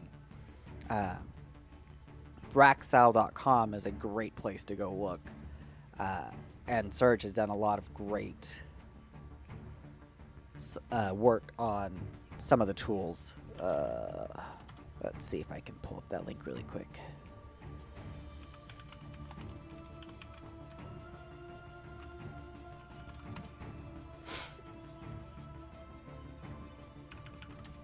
I would imagine the networking code has to be somewhat painful. I Wasn't even writing it all. don't know. It's a good question. That's my last trip. That's what I heard too, because Fire also is related to the network code. Mm-hmm.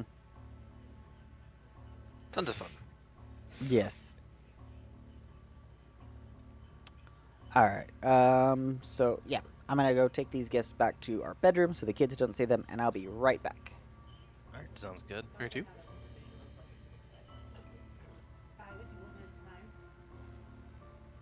Not because they're heavy, but just because it's awkward. Oh, thank you. Thank you.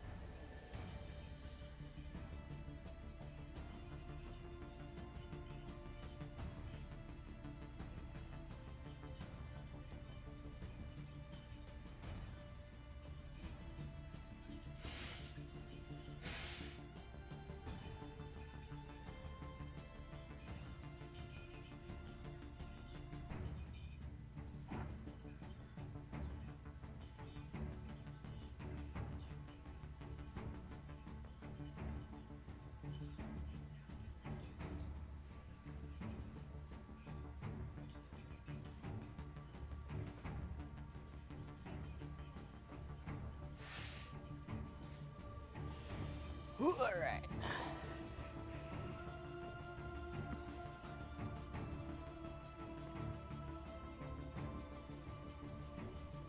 All right. I'm ready. Y'all ready? I'm ready. Yep. All right, I'm ready. I've got a fun one loaded up for this round. Doug, shall we swap teams? Yeah. Of course, depending on the map, I might change builds, but Right. this thing has 7 cannons, a Chagan, and a minigun because I didn't have to wait for anything else. Goes with the Chagan pretty well, though. Yeah.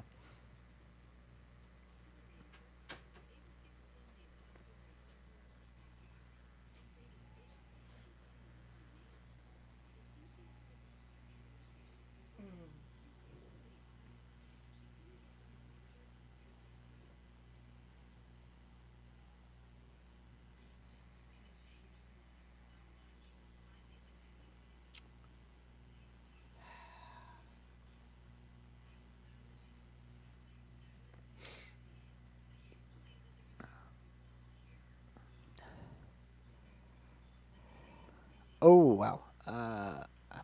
Oh, that one. yeah. Changing builds. If I can find one in time. Right. Trying to think if I want to keep the one I selected or not. Actually, the one I would switch to, I don't even know if I can. So did you, Doug? Did you originally play Chromhounds or? Yes, I did. Nice, nice. Yeah, no, I was too young at the time. Uh, what's cool? One of the reasons I really enjoy Chrome Hounds is I got into uh, a company, Merc company, that um, the one of my clanmates lived up in Virginia, and I actually got to uh, go up and meet him. And because he was retired Navy, he got us onto uh, one of the battleships that was stationed. I can't remember exactly where in Virginia, but it was on the coast. And so my mom, my younger brother, and I, since we were visiting friends and family up on the East Coast, met up with him and got to spend an afternoon with him, and it was just a really cool experience. Yeah, it was that same summer. Well, that's definitely cool. Yeah. Yeah, no. Oh. Yeah, no, funny enough, I got introduced to Chromehounds because I think I remember I was going with my dad and he took us to a GameStop, and my brother and I were there together and we got to pick out 2 games because I think we had some money, and it was back when Xbox 360 games were like being phased out. Oh yeah, So yeah. they were in the bargain bin for like $5. That and Armored Core 4, and I Oh, thought that was like the coolest thing ever to play with some robots. those were great games. I enjoyed Armored Core 4. It was a little fast for what I liked. Um, I got used to it, and it was enjoyable, but it was a very fast game. It And didn't really feel like a mech. It felt more like a Gundam. yes, yes, exactly. It's like if Chrome Hounds were Gundam, or like Ooh. Anyone else getting like 10 frames? nah, I'm about 50 something. Maybe my poop laptop. It's not that poop actually. It's pretty good. It can play Doom on extreme, but or ultra.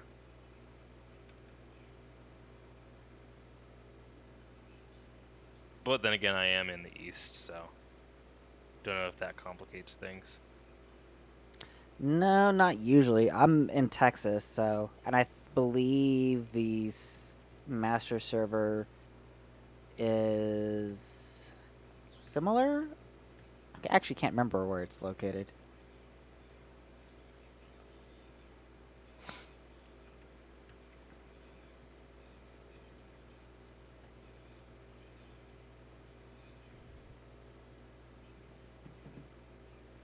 Oh man, you took out one of my weapon cams.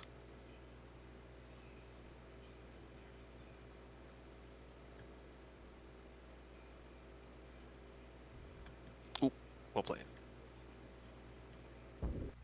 Hey, E- I didn't fire a shot. oh wait, really? I didn't get a kill. That was that was all AI. Oh no. How much damage did I even do? I did 2,000. Yeah, I did nothing, but I wasn't exactly sure how things were going to go, so I was playing how I usually play with like larger groups of people.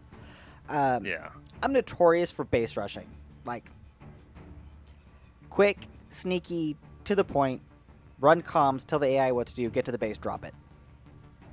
Sometimes it works, but if people know that that's how you play, they Yeah. Sometimes it works, sometimes it doesn't. Dragon is usually a really good hard counter for me. Like the body frame, or is that a? The player Double Dragon. Oh, I'm actually surprised he's Gotcha. not on. I actually played with him yesterday. It was pretty nice. Yeah, he's a great guy. I really like him. I'm kind of surprised how like I just joined literally like pretty recently, like 2 days ago. I bought the game. I looked at it for years. Just I never had a PC that I thought would really be able to run it. Mm-hmm. But I'm kind of surprised how many people were still playing, or at least just like on the server. It. I've been toying with this game since 2017 ish. At least, yeah. When I started, they'd actually just Cyber had just introduced kind of a little bit of an ARG based game, and for the longest time we were stuck on what the next like part of the game was, and then all of a sudden I went and I looked on the Chromehounds wiki, and I was like, wait a minute, this doesn't look quite right. And I went and I did a compare, looked at the recent changes, and Cyber had made these changes, and no one else had gone and looked at the wiki. And I was like, guys, it's right here. So we used. Wait, what did he do? He had added some additional characters that stripped out created a message. So like if you took the differences and kept just what Cyber added, it was the next part of the clue chain to unlock what the message from the rebels was essentially. Because the whole background of M.A.V is you have the Earthen Defense Force trying to preserve the corpse interests on Europa. You have the Free Europa Rebellion trying to, essentially free the colony of Europa from the Earthen control. And then you have the Vengarian rebels that are just like, burn it all, as the main three factions. And then I'm excited for the persistent war mode, because then you're going to have several. Like Chromehound. Yeah. Yeah. Yeah, and the Neuromius War. It's going to be awesome. So I think we're in back in the multiplayer server. I didn't know if it was. Yeah, sorry, I was just building some stuff. No worries. I didn't know if this game was gonna still be running. Yep. I was a little. Go ahead. I would say Cyber is a one-man dev. A lot of this he's done himself, and then has like contracted out some art pieces and the music, and I've helped out with kind of keeping the servers running. I made the server reboot code, and I have it pinned somewhere. I think it's a multiplayer as like steps to run a server Rovan style. Nice. So did you? How'd you pick up learning to code, or did you like go to school, or did you just? A little of all of the above. So my dad and his dad have been in tech pretty much since the 1960s. And so when I went to work on my bachelor's after my associates, I was like, you know what? I'm going to do kind of a general business major. And then very quickly, my advisor was like, you probably just want to go full on CIS. He was like, I was like, yeah, probably. And so then I went down that route, and I probably could have done like software engineering. Even though your mom told you not to. That's what I did. Majored in that. But I like CIS primarily because it allowed me to build upon the business acumen that I had already gained from real world experience as well as previous courses. And I've noticed that it's given me those soft skills that, usually you don't think of developers having.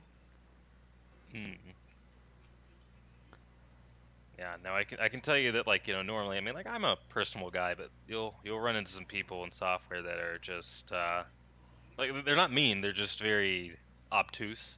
Yep. And don't really know how to, like you'll be even surprised, like, tech lead will be, a little off, and that can, I mean, it can definitely bring down a project. Yep. Yeah. I work primarily in startups, and there was one of the junior devs even who was obtuse, as you put it, to the point that I almost quit that startup. it was bad. No, I work for a defense contractor. just doing Ooh. software. So that's I make MAVs in real life. Nice. That would be cool, but mine's not nearly that cool.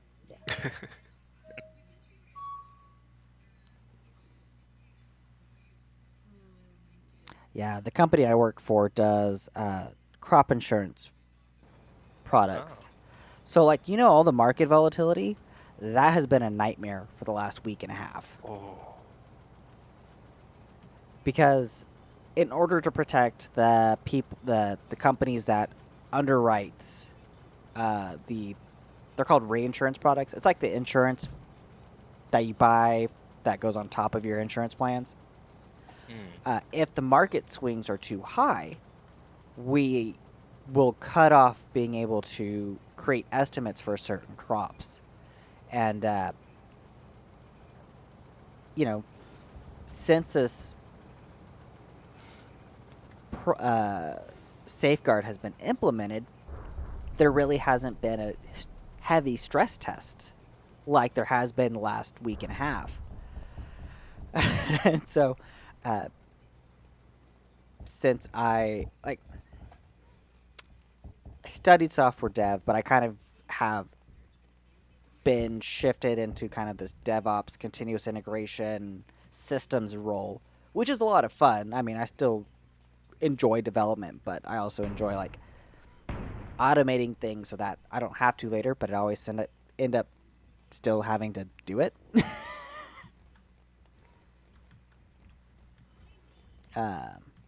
So the heavy stress test is like, oh yeah, this doesn't work quite as expected. Let's fix this. Or oh yeah, this is broken, so let's fix this. And yeah.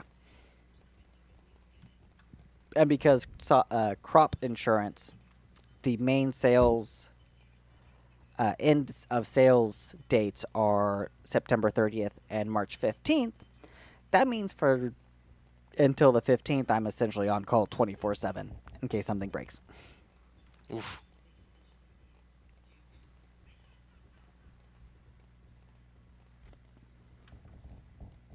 Yes, it's a fun time.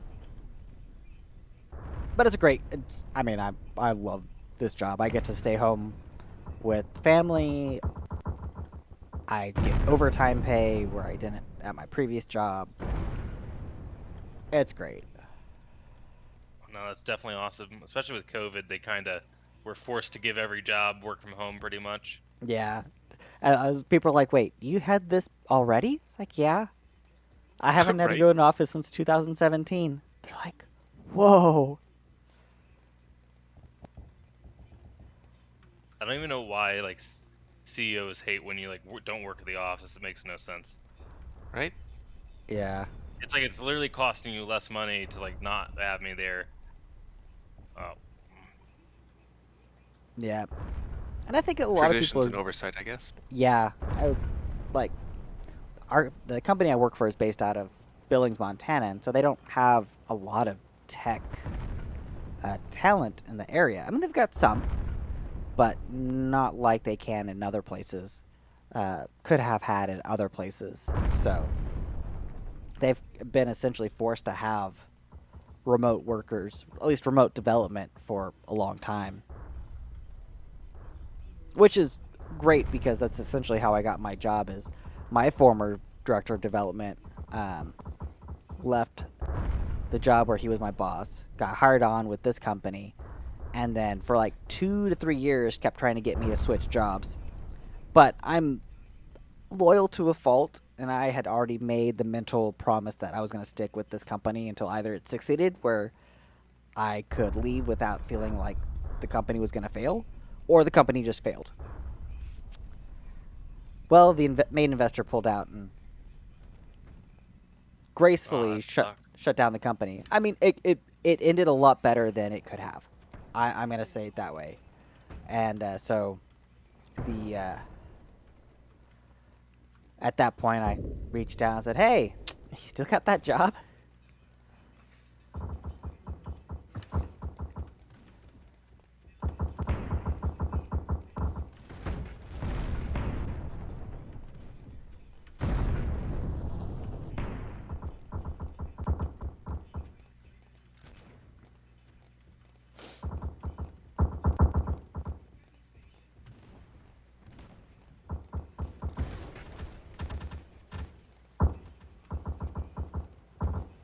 Okay, so who am I trying to kill over here? The wheelie? I'm tempted to say no, but yes. This thing is very tanky for being a scout build. Yeah.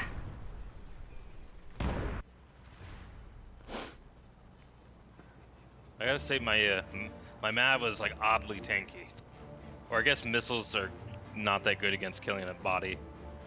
It depends. So, armor and splash has, I think, a higher, like, noticeable effect here than it did in Chrome Hounds. So, if your weapon does splash damage, and your weapons, your pieces has a high armor stat, those splash weapons are going to deal less damage overall, which makes you seem tankier. But if your weapon just does straight damage, kinetic damage, then you're going to take that same amount of kinetic damage. Hmm. I think you're being hit with concussions, which basically don't deal damage as well. If we were getting hit by the same thing, So where are concussions used for? they knock your aim off really bad, like make you just go like wild. They used to be way better. They've been nerfed quite a bit, but they're still decent. I feel like they feel the same as like when you get hit with a cannon, though. Yes, that's basically that. Feels like getting hit with a cannon, but they have a lot more ammo, recharge quicker, and the Do fire you mix volleys. them with?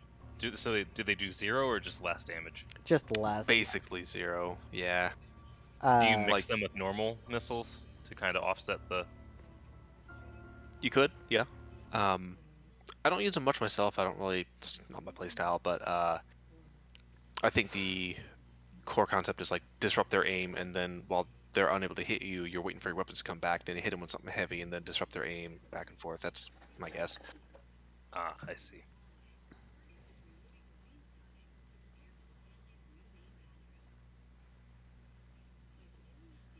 Oh, I haven't used this build in a while.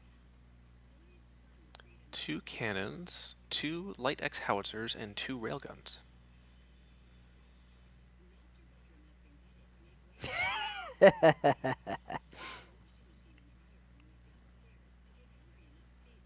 my trap card has been played.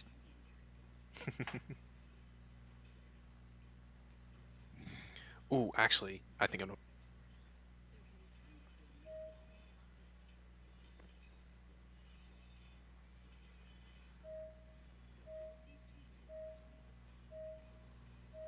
Okay, got it just in time. Ah, Very squishy, but potentially effective. we'll find out. Okay, so this is Yeah. one of the larger maps, so it's going to be very, very fun. Let's see. Let me.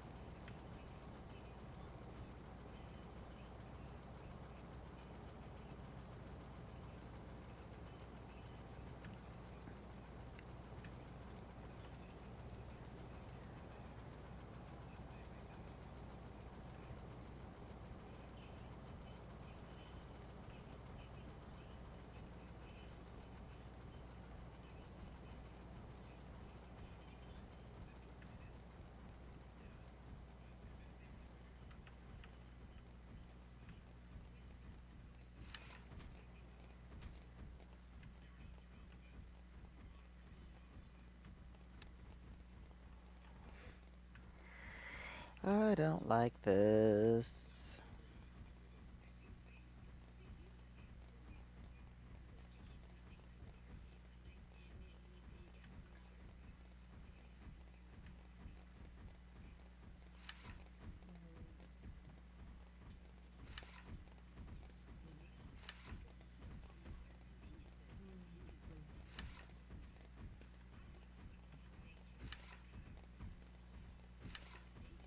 I expected to hear explosions by now, and I hear nothing. I'm scared. The quietness makes me more scared. Yeah.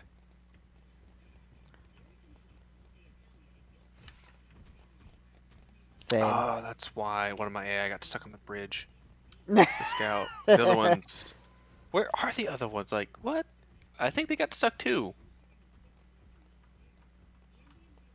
Oy vey. Let me see if I can free them up. I just saw something shoot. It begins.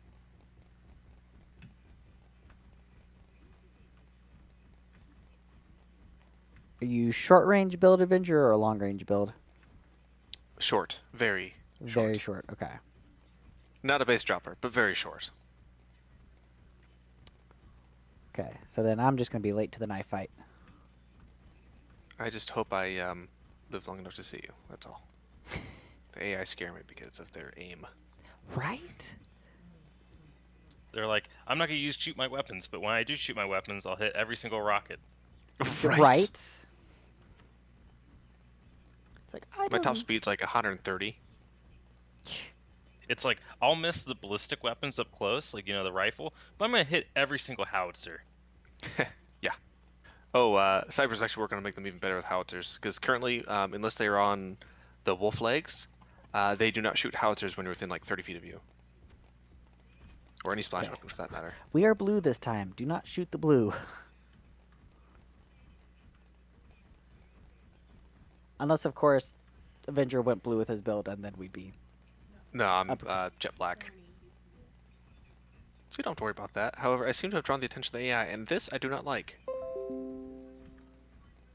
Makes it a little hard to do my job.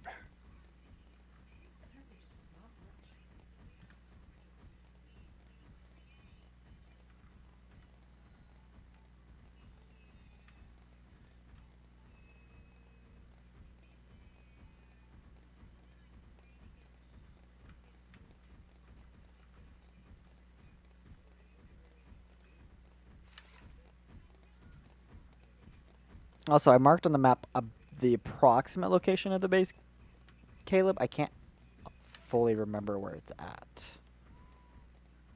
Oh no!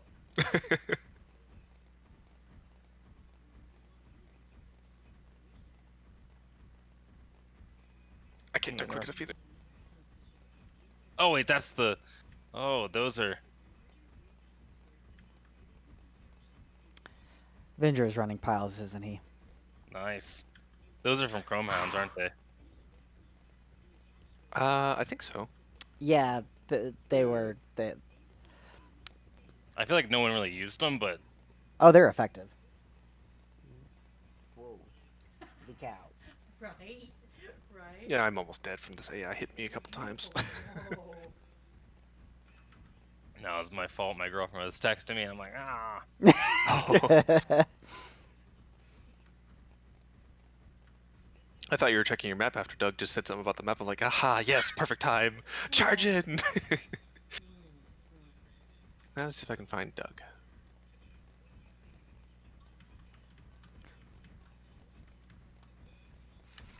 Oh, my legs are already at 37%. That's not good.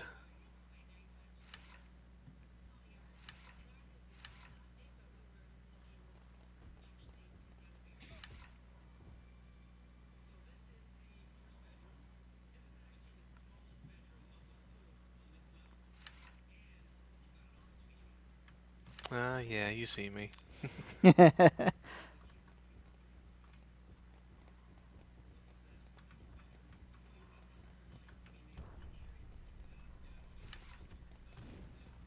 Funny enough, snipers are, you would think would be this thing's worst nightmare, but it's actually my best bet. Yeah. because you got long cooldowns and can't AoE some.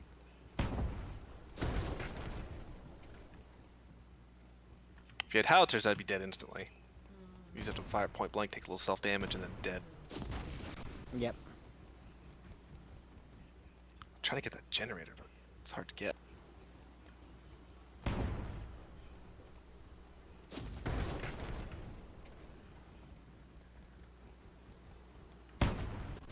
Oof.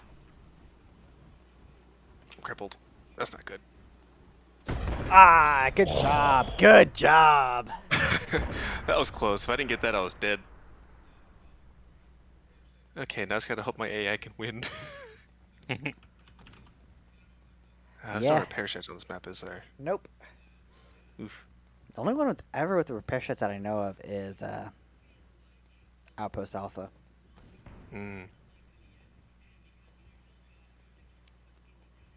Da-da.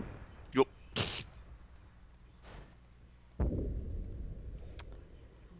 How many AI do you have left, Venger?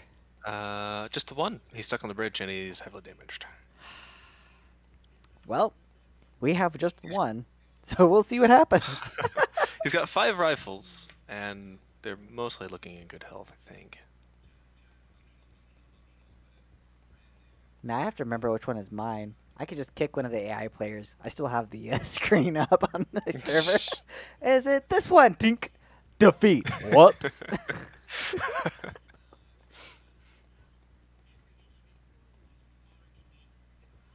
take yourself out of the game before you did that, though. Now we just end round. Automatic win. Wait, no, we're blue, so it'd be automatic loss. Let's not do that then. Is your AI still moving? Just get a Yep. rogue AI that doesn't want Okay, to die cool. sometime. Mine's still stuck on the bridge. Still stuck on a bridge. Oh, I see yours walking into range. Who will shoot first? This is the question. But, No.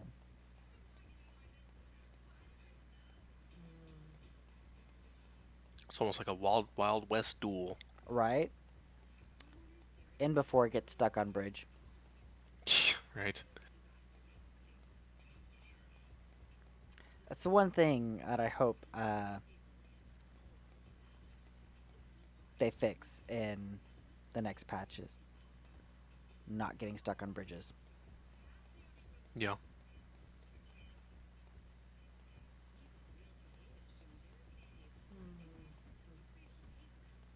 You know, one thing I've kind of wondered with regards to the development of the project, and I should probably just ask directly, but I also would be unable to actually commit to anything. You know, what is there an option for like volunteer code work or something to that effect? You know, with NDAs and whatnot, of course. It's a good question. I've somewhat offered, but never heavily put emphasis behind it because I've never played with Unity. I've not done any Right. actual game development. I'm working on a side project now that uses Unity. That will use Unity to some extent, but come on, AI, don't just sit there and take the damage. But I haven't had much progress in it yet, so we're gonna see how this goes. Because now they're just face to face. Yep. I have to say, it's really interesting blue AI build. I might copy that style later. It seems very effective. Yeah.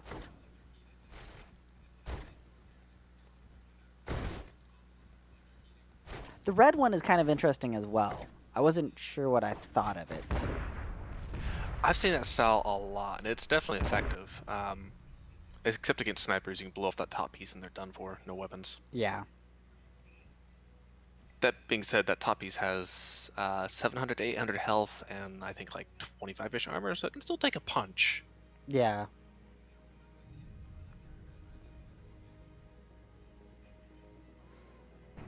But anyway, yeah, I was wondering, like, you know, if there was any opportunity for volunteer-based work, non-committal, just jump in and do something. But something tells me that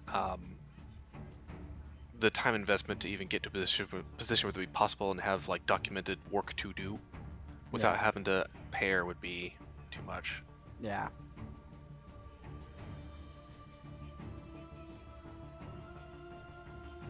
I definitely agree. Alright, let's try this ridiculous build. It's biped legs with a railgun, a centurion, and two, I think these are cannons. Recoil is going to be massive. Can I see that Yeah. paperwork? Did you get a chance? Is that it right there? Yay. Whoops. Thought it might change depending on the map. Thank you. Might need one for Marita and Levita as well. Yeah. Because I foresee issues there.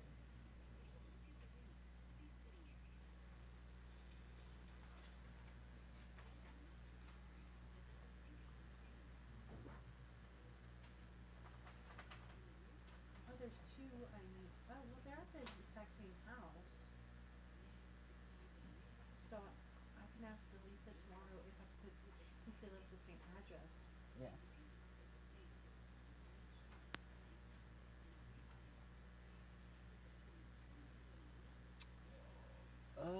Yeah. I like that one. Me too. Yeah, that one and Crater are my favorite. Ironically, I really like Tudig's Valley. Or Tedig. I can't even remember how it's pronounced. I've always pronounced it Tigid, but I have no idea if that's correct. Probably not. Ooh, I like that paint job. Thanks.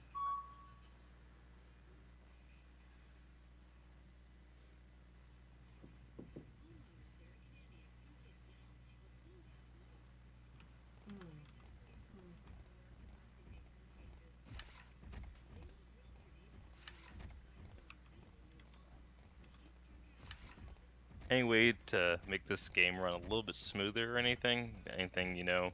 It doesn't like lag all the time, but just when there's a lot of explosions, it can kind of.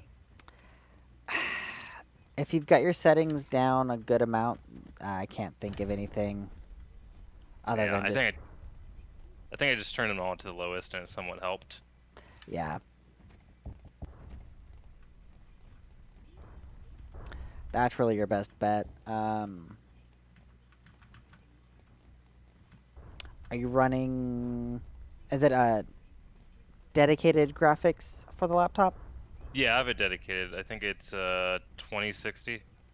Okay, you may make sure that it's running on the GPU. There has been some occasions where it won't select the correct graphics card. Hmm. Yeah, I've had some games like when I got the Halo SPV, which Yeah. is like I don't know if you. Yeah, I played that, and it used to select the wrong graphics card. Same with OBS. Yep. So same type of thing to look for.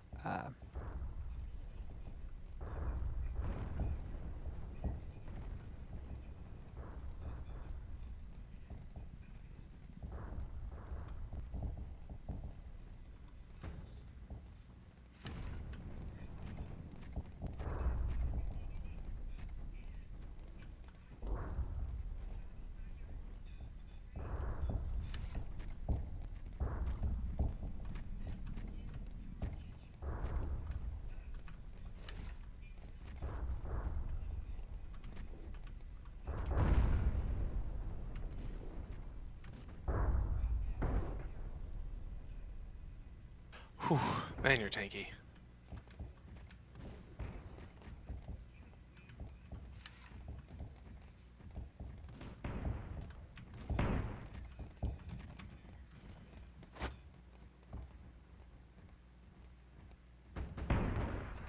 Ooh, nice shot. Yeah, that was lucky. I was trying to get my generator to so I could protect the cockpit and weapons.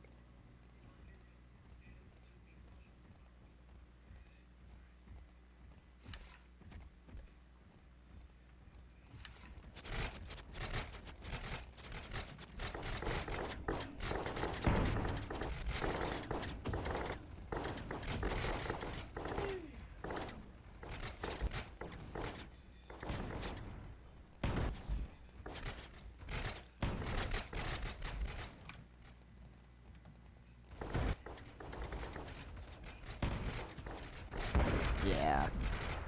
That day I was just like, I'm gonna eat your face. Yeah.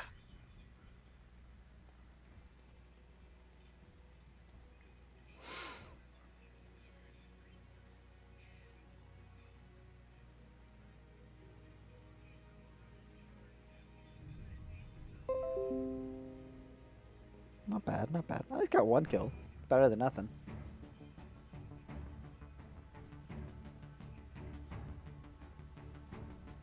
It's not often I get a kill. You do plenty of damage. It's just getting that last hit that's the problem. Oh yeah, definitely. Give me one moment. Okay, I'll keep her entering the lava to. cool.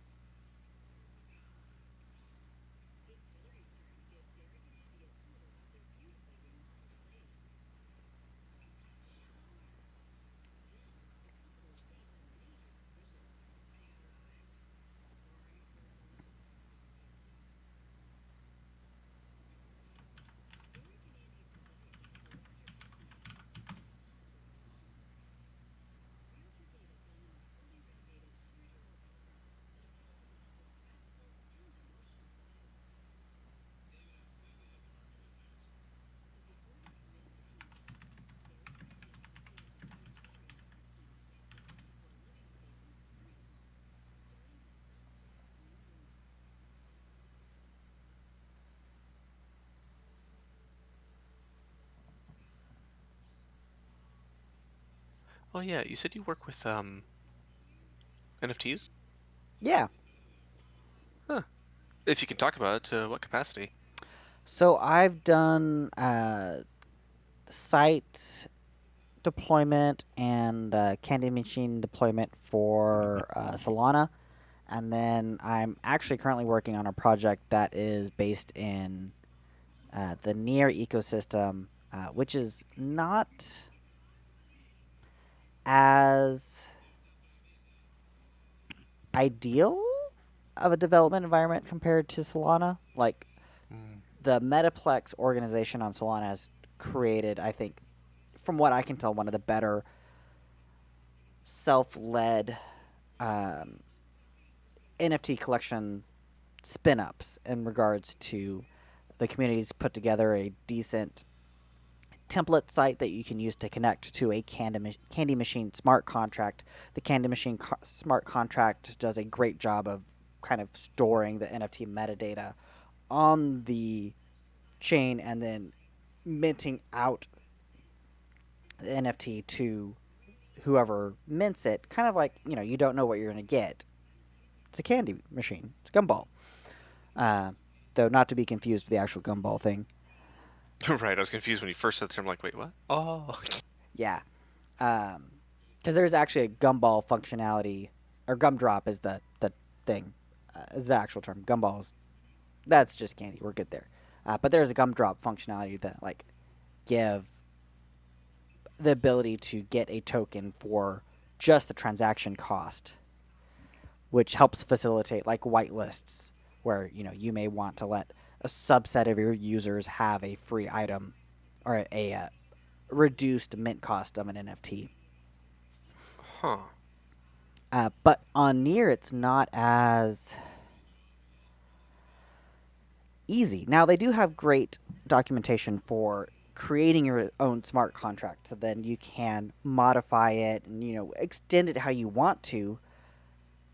But all of a sudden, you have to recreate the smart contract for every project you do. For every mint you do, it's different, which is such a pain, if I'm being honest. Mm-hmm. And then on Solana with Metaplex, you kind of have this standard for secondary market sales. As long as they use the Metaplex format, it doesn't matter what secondary market you use, you can track the sales and your royalties are going to get paid out correctly. On Near, it seems a little less cohesive, and I have, like, I'm going to have to contact one of the secondary markets and be like, hey, how do I write my smart contract in a way that will allow it to work with your marketplace? Or is there anything I need to take into account when I'm working on this?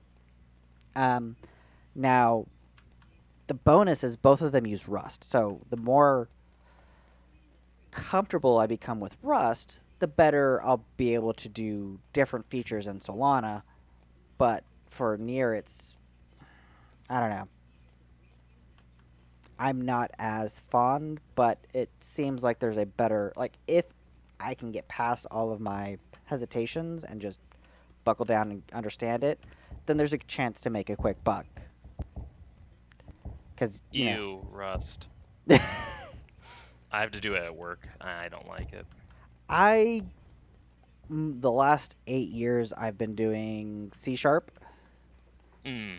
and that's my primary language. I don't understand. Okay, I do understand, but I don't understand why it's not used more. Even, I mean, honestly, even Java. But I think it's just because of how high level they are compared to Rust, Go, C++, and those types of languages. I think my only like Rust is definitely it's pretty functional. I think my like two major concerns with it, one, it's kind of like in an infant state compared to the others in maturity, so Yeah. you don't have as many, things to use. And then my other thing is that I feel like they try to be there's certain features they definitely try to be too smart on, like the way Yes. they do like not that it's not good. Like if you're a really veteran seasoned developer, I'm sure it's perfect, but just trying to get your feet wet can be kind of daunting. Yeah. So, and I actually ran across this. One of the Solana projects that I'm the main dev on, we had to go in and we had to update the metadata, but the tool provided to us uh, wiped out part of the NFT metadata concerning secondary royalties. This was an issue because that means all of a sudden we wouldn't get paid when these were sold back and forth on the marketplaces.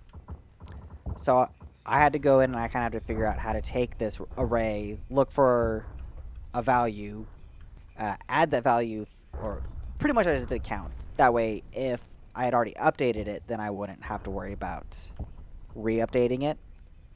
Because, blockchain transactions can fail. Um,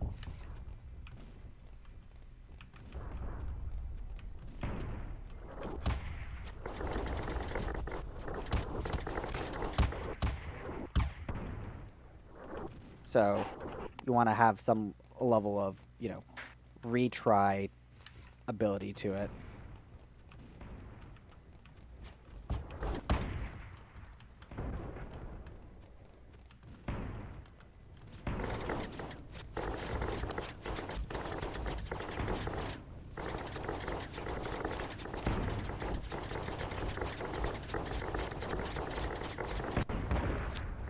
Yeah, I know it's gonna go down quickly. Yeah, that thing's rough. I was impressed. I took off one of the screamers. Yeah. I died super early on. I'm a build that's supposed to stay far back as a scout.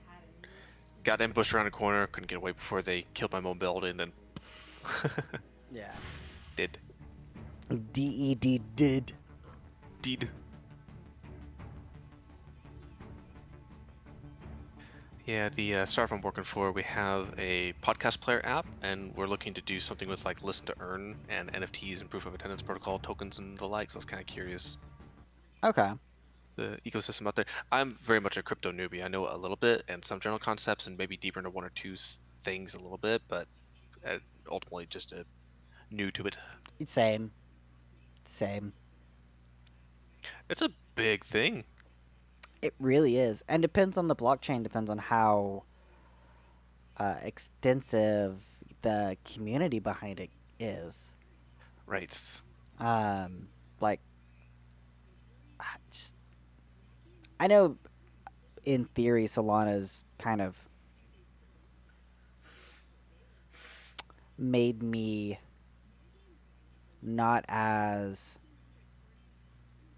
used to some of the features. Say that, if you got in the deep and nitty gritty of Near and Rust of like what can be done, but the ease of just being able to spin up a NFT platform and like, oh, let's make it so you can do whatever you want quickly. That's so nice.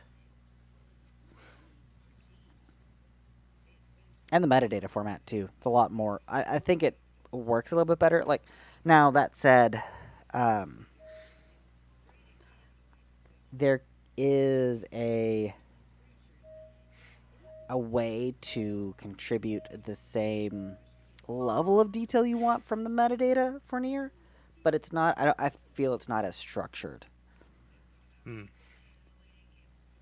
Like, it's less. The whole idea of rarity for Near NFTs seems like it's a secondary thought. Where with Solana, it feels like it's almost a first class part of the NFT process.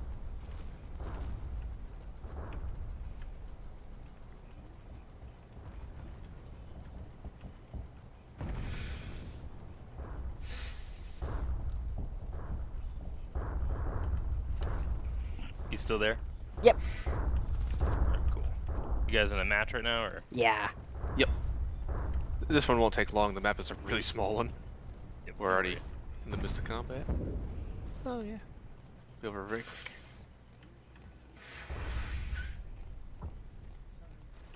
You're good.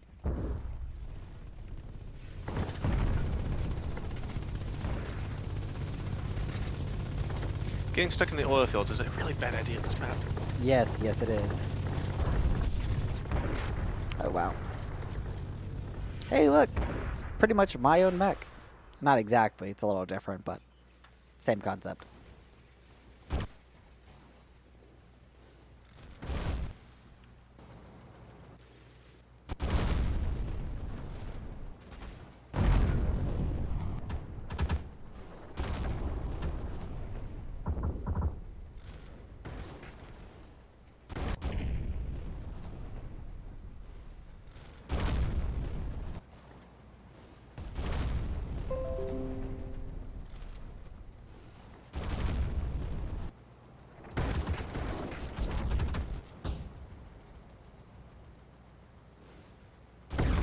Ooh, bad place to get stuck. Nice Oh shot. yeah, bad place to get stuck.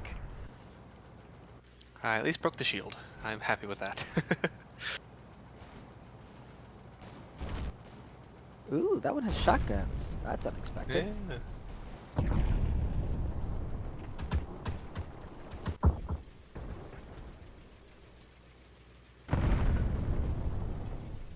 They both have shotguns. That's funny. Huh.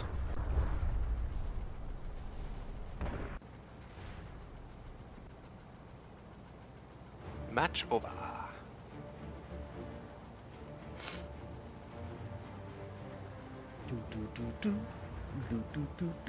It's so much fun. Like, and that's, I guess, one of the things about being a developer and doing your own tools is like, I'm watching my server process work in real time. I'm just like, oh, this makes me so happy. Oh, that's always such a satisfying process. Yeah, it's like, oh, look, the server crashed on its own. Exactly how I want it to. The server came back on its own. Exactly how I want it to. The computer did as it was told. Yes. I gave it the correct instructions. Yep. We were actually at Walmart this evening, and I was like, so Walmart has their, kind of in-house brand of electronics, ONN, on. And I walked by and was like, oh, look. It's a Roku plus on sound bar. Well, stream bar, but it's like a sound bar with Roku built in with the that you can then buy a subwoofer and wireless speakers. I'm like, huh, this is kind of nifty. And I did the test, and I was like, oh, that actually has a good sound. Doing some reviews, there's a non-Walmart branded one. It's only a little bit more expensive and has better reviews. I'm like, ooh. We've got an older smart device. It's a Air TV box that we got whenever we first subscribed to Sling. It's showing its teeth. Getting long in the tooth. I'm like, this. I've always wanted to get a sound bar for our TV. That way the sound from the movies is a little bit better. Plus, honestly, I hear if you're going to watch Dune, it's best to watch it with a decent sound system. I haven't seen Dune yet for that reason.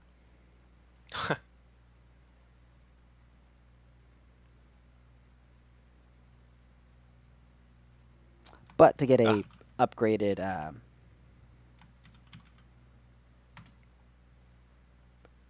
smart streaming platform as well is very, very tempting.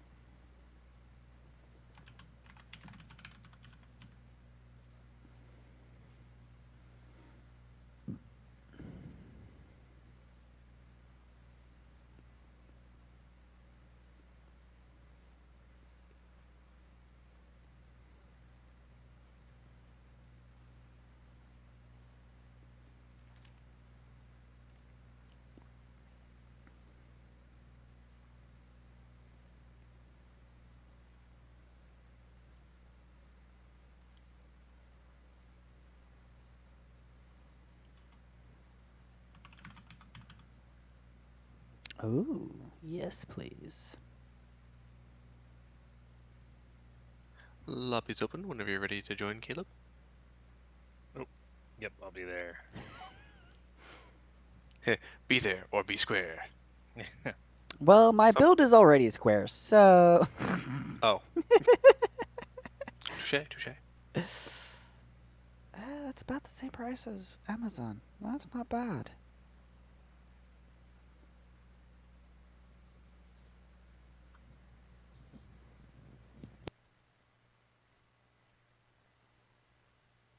All right, this will be a fun build to run. What do you think, Doug? I think this will be even. I like it. Honestly, as long as you and Charles are on opposite teams, it really doesn't matter where Caleb or I land. Well, because they're both. Yeah, I try to make sure that we're on opposite teams because that would not be fun for anyone, I think. I mean, Everybody else has a chance. Just makes even 2-to-1 AI plus Caleb and I to y'all would just be. I would still give y'all the advantage.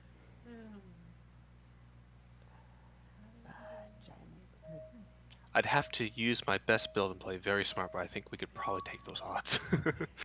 Mostly because AI tend to blow each other up when they're that densely packed. That helps a lot. Yep. It's like the more it should call it I don't know, someone's name and then a law of M.A.V. Kind of like Yeah. Murphy's law, but AI become increasingly irrelevant as you add more. Or counterproductive, that's what I'm looking for. Yeah.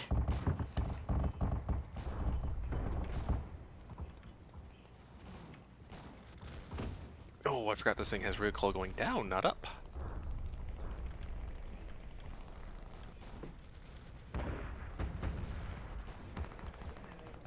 Okay.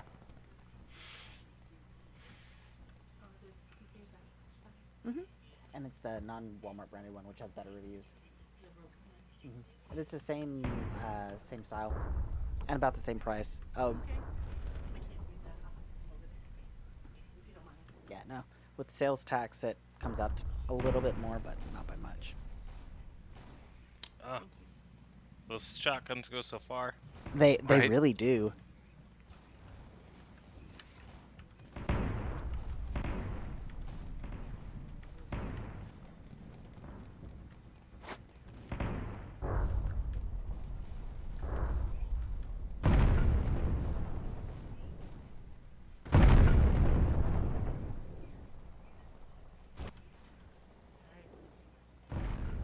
What?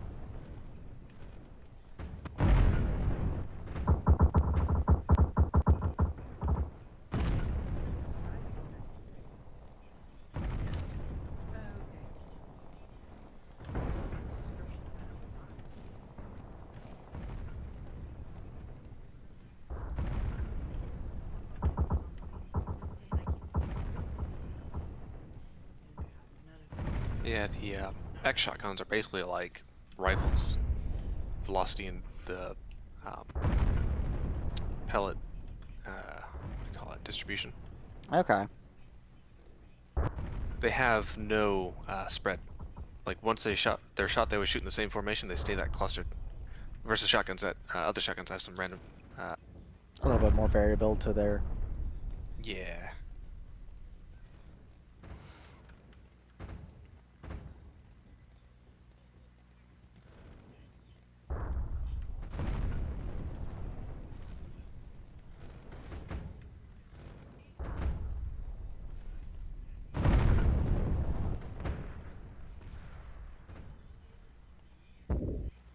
Dun dun dun dun.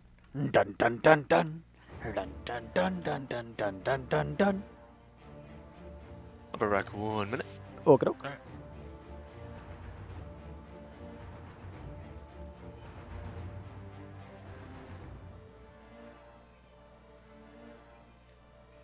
Starts March 11th. And that other one needs to be used today. The doesn't your current coupon need to be used? No, your sold cash. No, but they said month. Okay.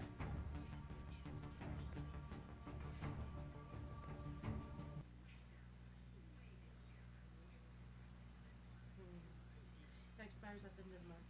Okay. So since that doesn't start for a little bit, I will hold on to that. Okay.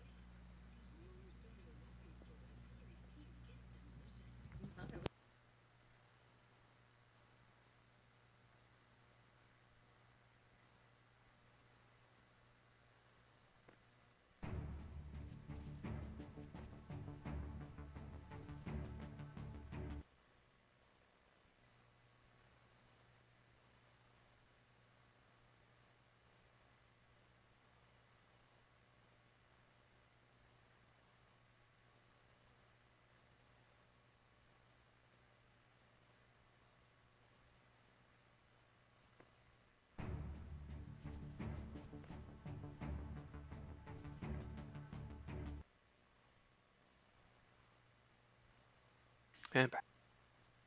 Hey. Welcome back.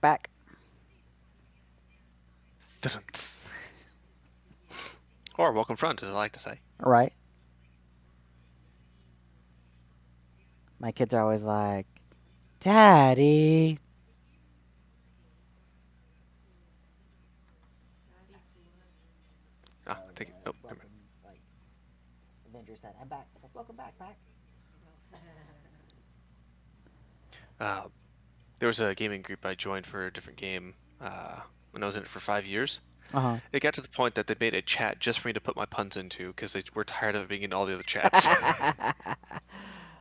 And so Nice. another community I joined after that one did the same thing. Like, no, yeah, we know you. Your stuff goes here. Thank you.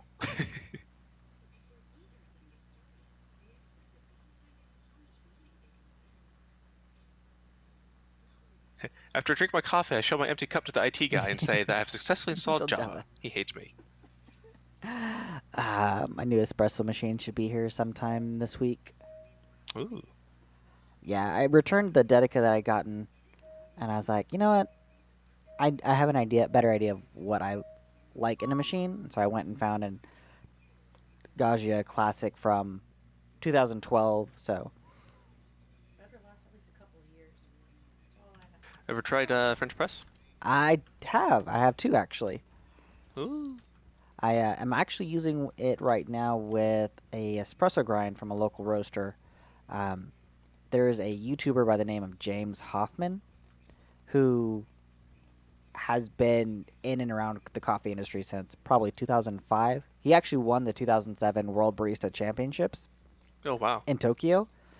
So like, he is nerdy about coffee, and I love it.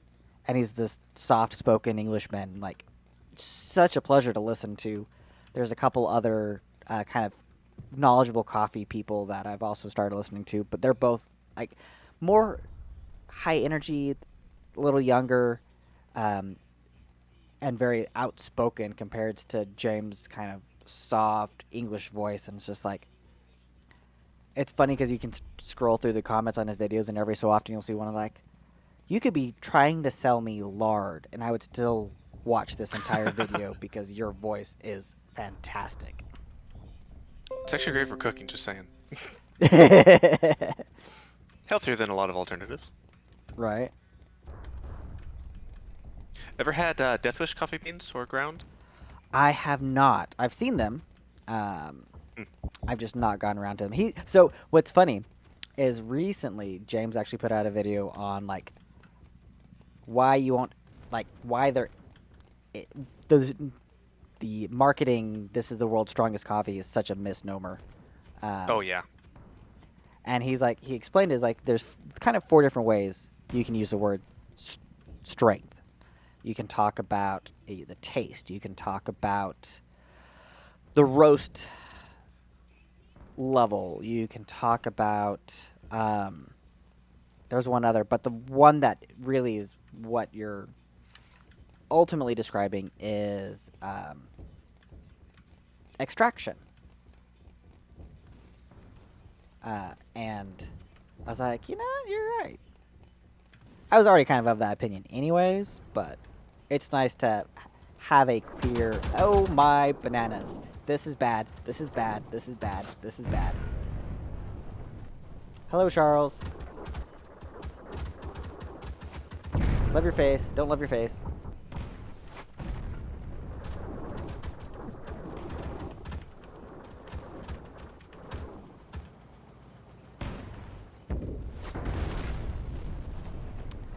I'm a stripped boy running fast. I'm gonna die here on my grass. It's pretty grass. Such a pretty grass.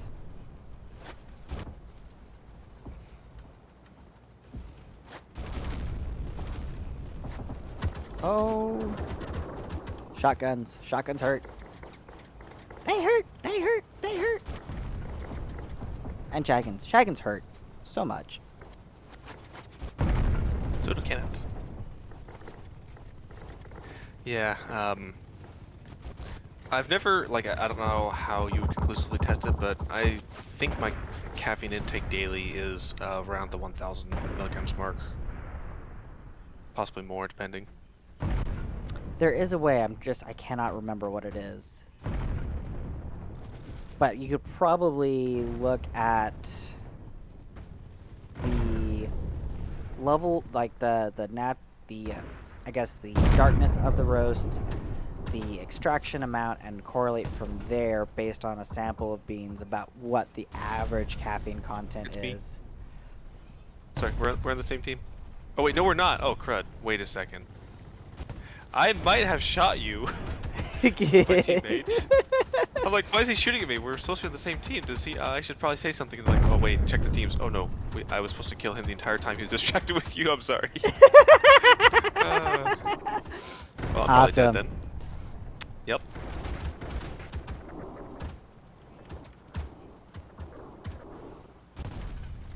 I'm not sure how I goofed that one up.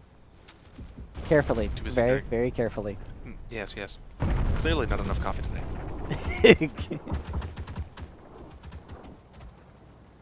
I've got this big glass stein that takes it somewhere holds it somewhere between 12 to 16 ounces, and I'll make an entire French press cup full of that coffee with. You know how bean grinders have like the marks inside? It's like, fill this line for 10 cups of coffee. Yeah. Yeah, 10 cups of coffee per like 12, 16 ounces I have. One of those in the Nice. morning, and then usually another one with lunch. That's usually Death Wish. Nice. All the coffee. Yeah, I actually because I have the espresso grinder and no espresso machine to use it, I've been wow. That Impressed. stripped me. Impressed. I thought I was about to die because you stripped me. I'm like, ah, great, I've got nothing left. Your last shot killed me. Yep. Anyway, coffee. And so and it's like 30 grams of it pretty much follows the recipe of 60 grams to a liter of water. And my coffee cup can do 500 grams, about 16 ounces of water, 500 grams,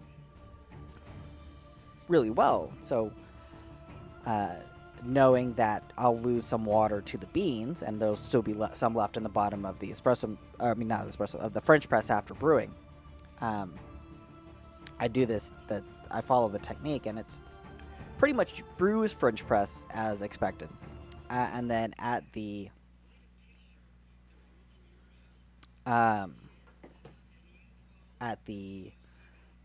part where you would break the crust and strain it, you break the crust, let what falls to fall, and then you use a couple of spoons to help scoop out any of the coffee grounds that would stay at the top, which, because I've got an espresso grind, a lot of them just fall and stop brewing, or stop extracting, I should say. And so then you just sit and you let it sit for another 6 to 8 minutes, with the plunger pressed in just enough that it's at or just under the water level, and that'll help further separate the ground coffee from the brewed coffee up top. And then once you've hit that level, you then pour it into your cup, and what that does is it helps cool down to the coffee to the point where you can start drinking it right away, where it's not like burning your mouth hot, which works really well.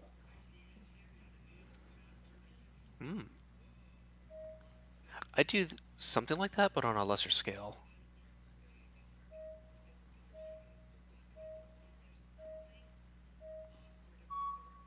Yeah. Generally, Go ahead. generally I'll put the coffee grounds in there, pour the water in, let it sit for a minute, let the coffee grounds just chill. If I want to get really fancy and like make a really good cup, then I'll take a spoon and gently press the grounds under the water before I even put the plunger in, and so gently that the little bubbles that form on top don't even really pop. And then I'll let that sit for another minute, some grounds will fall, and then I'll take the plunger and just super stupidly slowly push it down without disturbing the grounds as much as possible. And then once I finally get it down to the bottom, let that sit for a few more minutes, and then very, very slowly pour it out so it doesn't agitate the grounds too much to help reduce some of the acidity. Yep.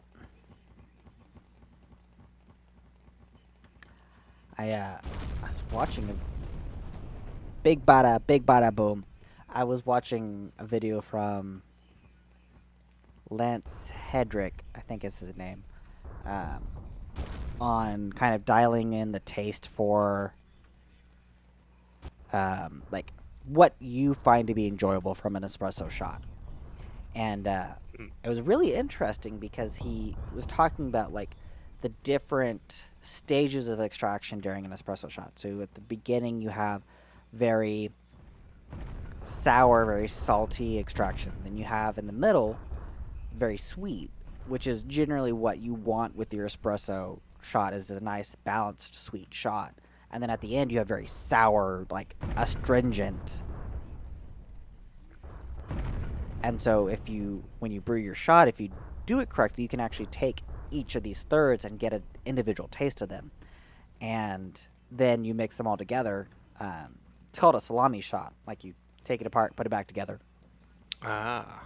And so then you just kind of, you work towards the recipe that you want. In general, most modern espressos done where you have a 1-to-2 ratio where, like, if you have 18 grams of espresso, you're expecting about 36 to 40 grams out. And then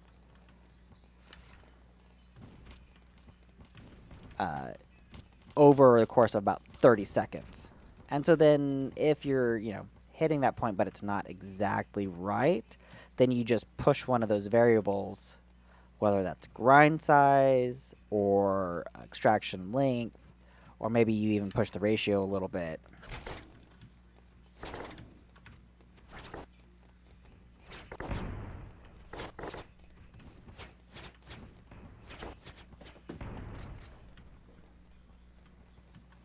Yeah, I have fallen down an espresso rabbit hole since my cheapo espresso machine my parents had given me or let me take. They were using it, so they're like, "Hey, you want it?"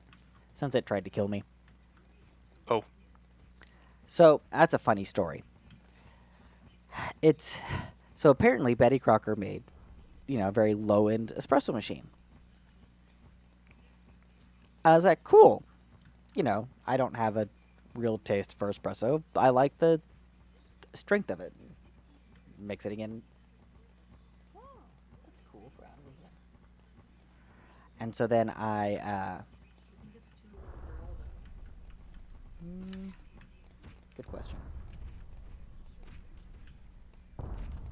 Was that the one that exploded on you? Yep. Yep. Mm-hmm. Yeah. So it was just friction lock. It didn't actually have teeth for those who haven't read the story yet. And so from there, it broke a Pyrex measuring container that you can't get anymore. Well, you have to get it through secondary channels. Like I found one on eBay and surprised my wife with it, so she was happy to have that back. Oh, my Pyrex. Mm-hmm. That could have lasted for almost 11 years. Yeah, because we've had those since we got married. Yeah. So it would have been 11 years old this year. I know. Think about this time 11 years ago. Meanwhile, I accidentally broke my first French press as a Christmas gift from my girlfriend in, I think it was 3 or 4 years. Wow. I was a little too rough on the plunger part, and Oh, it snapped off the bottom corkscrew. Oh no. Learned my lesson on that one. Yeah.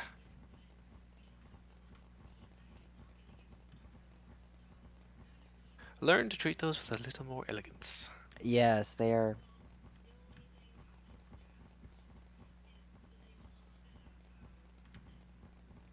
They do need a little bit of TLC.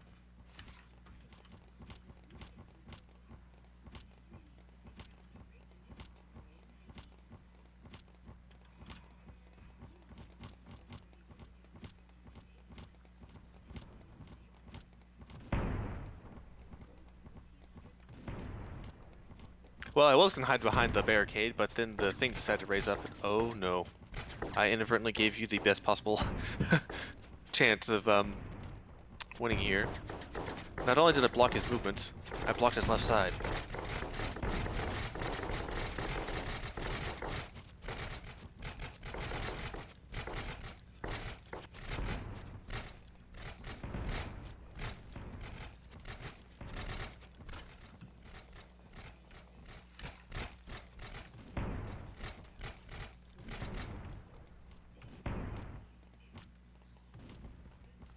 I'm guessing you're probably stripped. Oh, I never brought weapons to begin with. I'm all deployables, and I've burned all my turrets. I saw those. I didn't progress any further. Yep. Let's go to Comsys. I think one of our AI might be, or maybe that's. Oh, that might be Caleb. I think he might be AFK. No, he's not. He hurts. No? He hurts me bad. Oh. Cool. I saw the meeting mic on Discord and couldn't tell, and I can only see the map numbers right now. 2 and 6, and 3 is stuck up on a cliff somewhere. So I was like, maybe that's it. You know what I'll do? I'll walk behind you and put a wall so you can't retreat any further. Because I'm not sure what else I can do at this point. You shall not pass. Yeah, I wasn't passing much further anyways. I was also gonna wall you in on the sides, but that works. It's a create a corridor for you to get stuck in. Right. I'd gotten to the point where I was like, I don't remember which way I'm moving forward. That's a bad habit of mine. I was Oh, like, that happens to me all the time.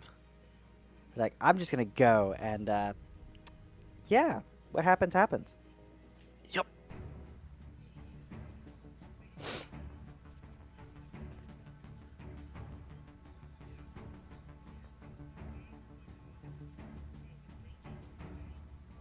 I think I'm good for one more here. Same. It's been quite fun though. It's been a long time. It has For been. me at least. It makes me sad that Dragon missed out. Yeah.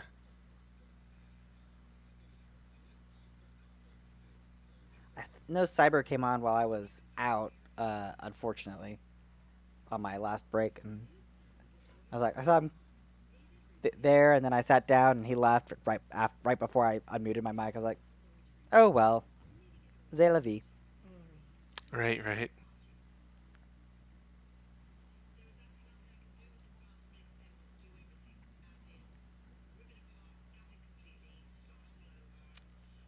Ooh, I think I'm gonna run the first build I ever ran in multiplayer. One thing I don't like about it now is did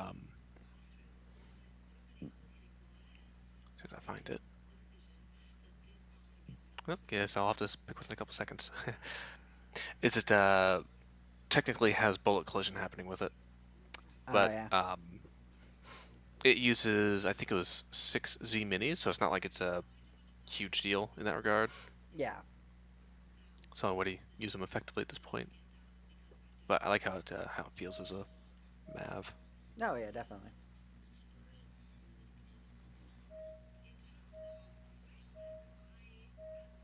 Ah, got it just in time. Nice.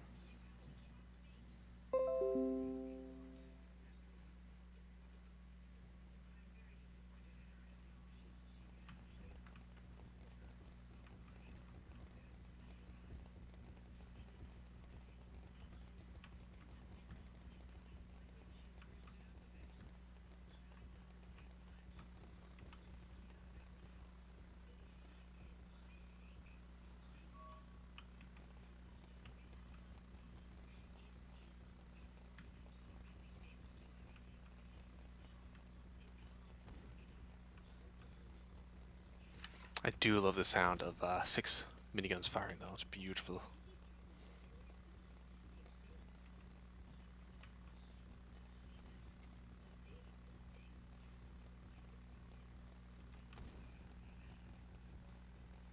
Remember that green velvet one that I considered? Yeah. I think Abby might have that one.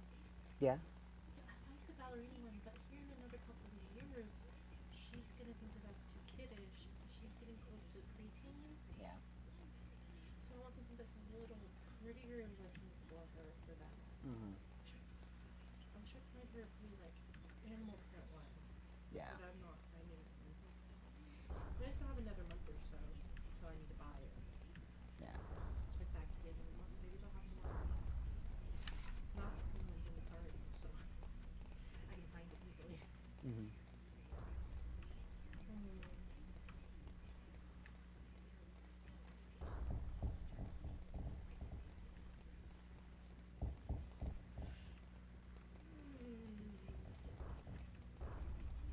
Oh, excuse me.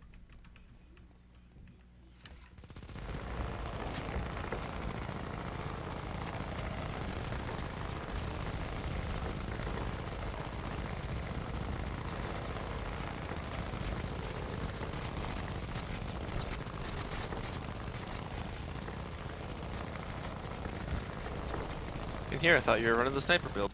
Nope, not this time.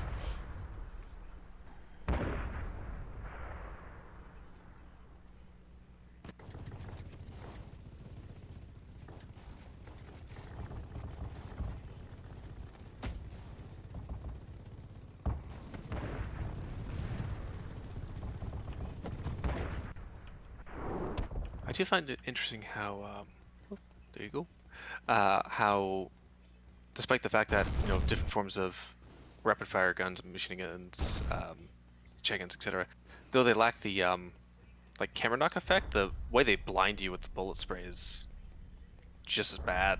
Oh yeah, definitely. It's also just as equally ineffective against AI. Yeah. Also, I'm sorry, Charles. I set them to defend you, so if they get in front of you, that's why.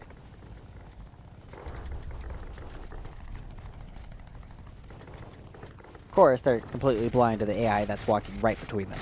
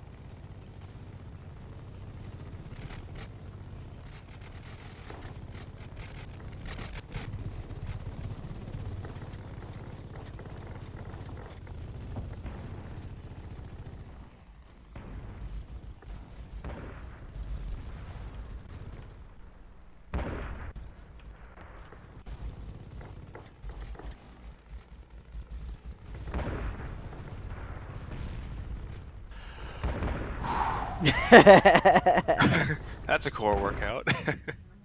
Good game. My legs were almost toast.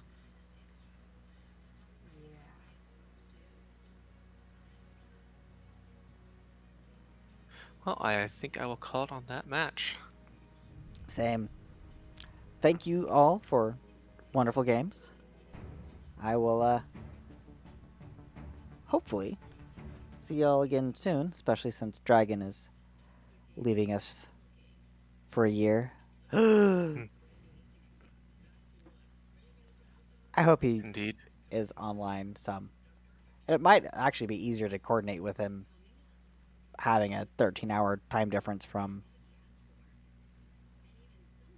Central. I think it's probably 11? No, maybe 14. I can't remember. See you guys. All right. See you, Charles. See ya. Um,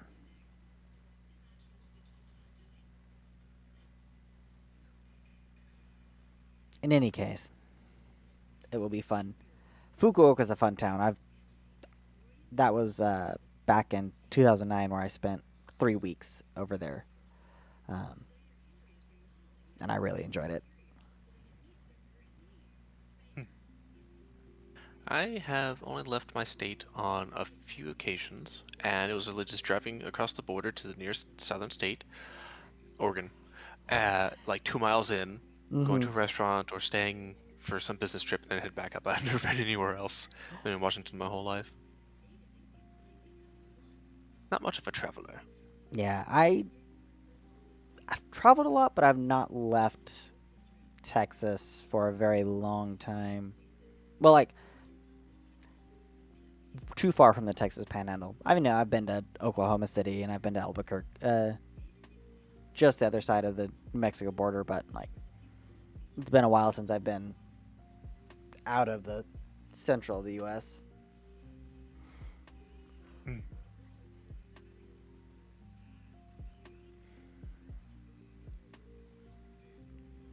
But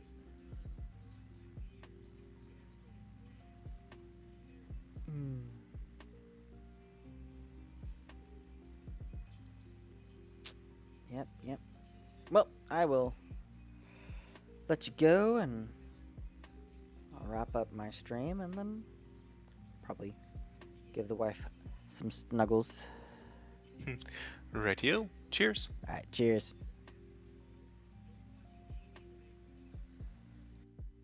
Well, I hope everyone had a great evening. I had a wonderful time. We actually got in a good amount of matches. I was really excited about that. Barring some of the technical difficulties one of our community members had. But aside from that, it went really well. I had a lot of fun. Thank you all for joining. I hope y'all weren't deafened too often whenever we had uh, issues going on.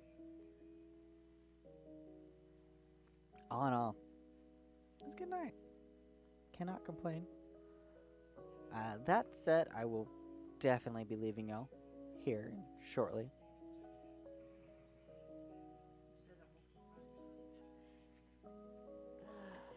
Listening to the music, it's good music.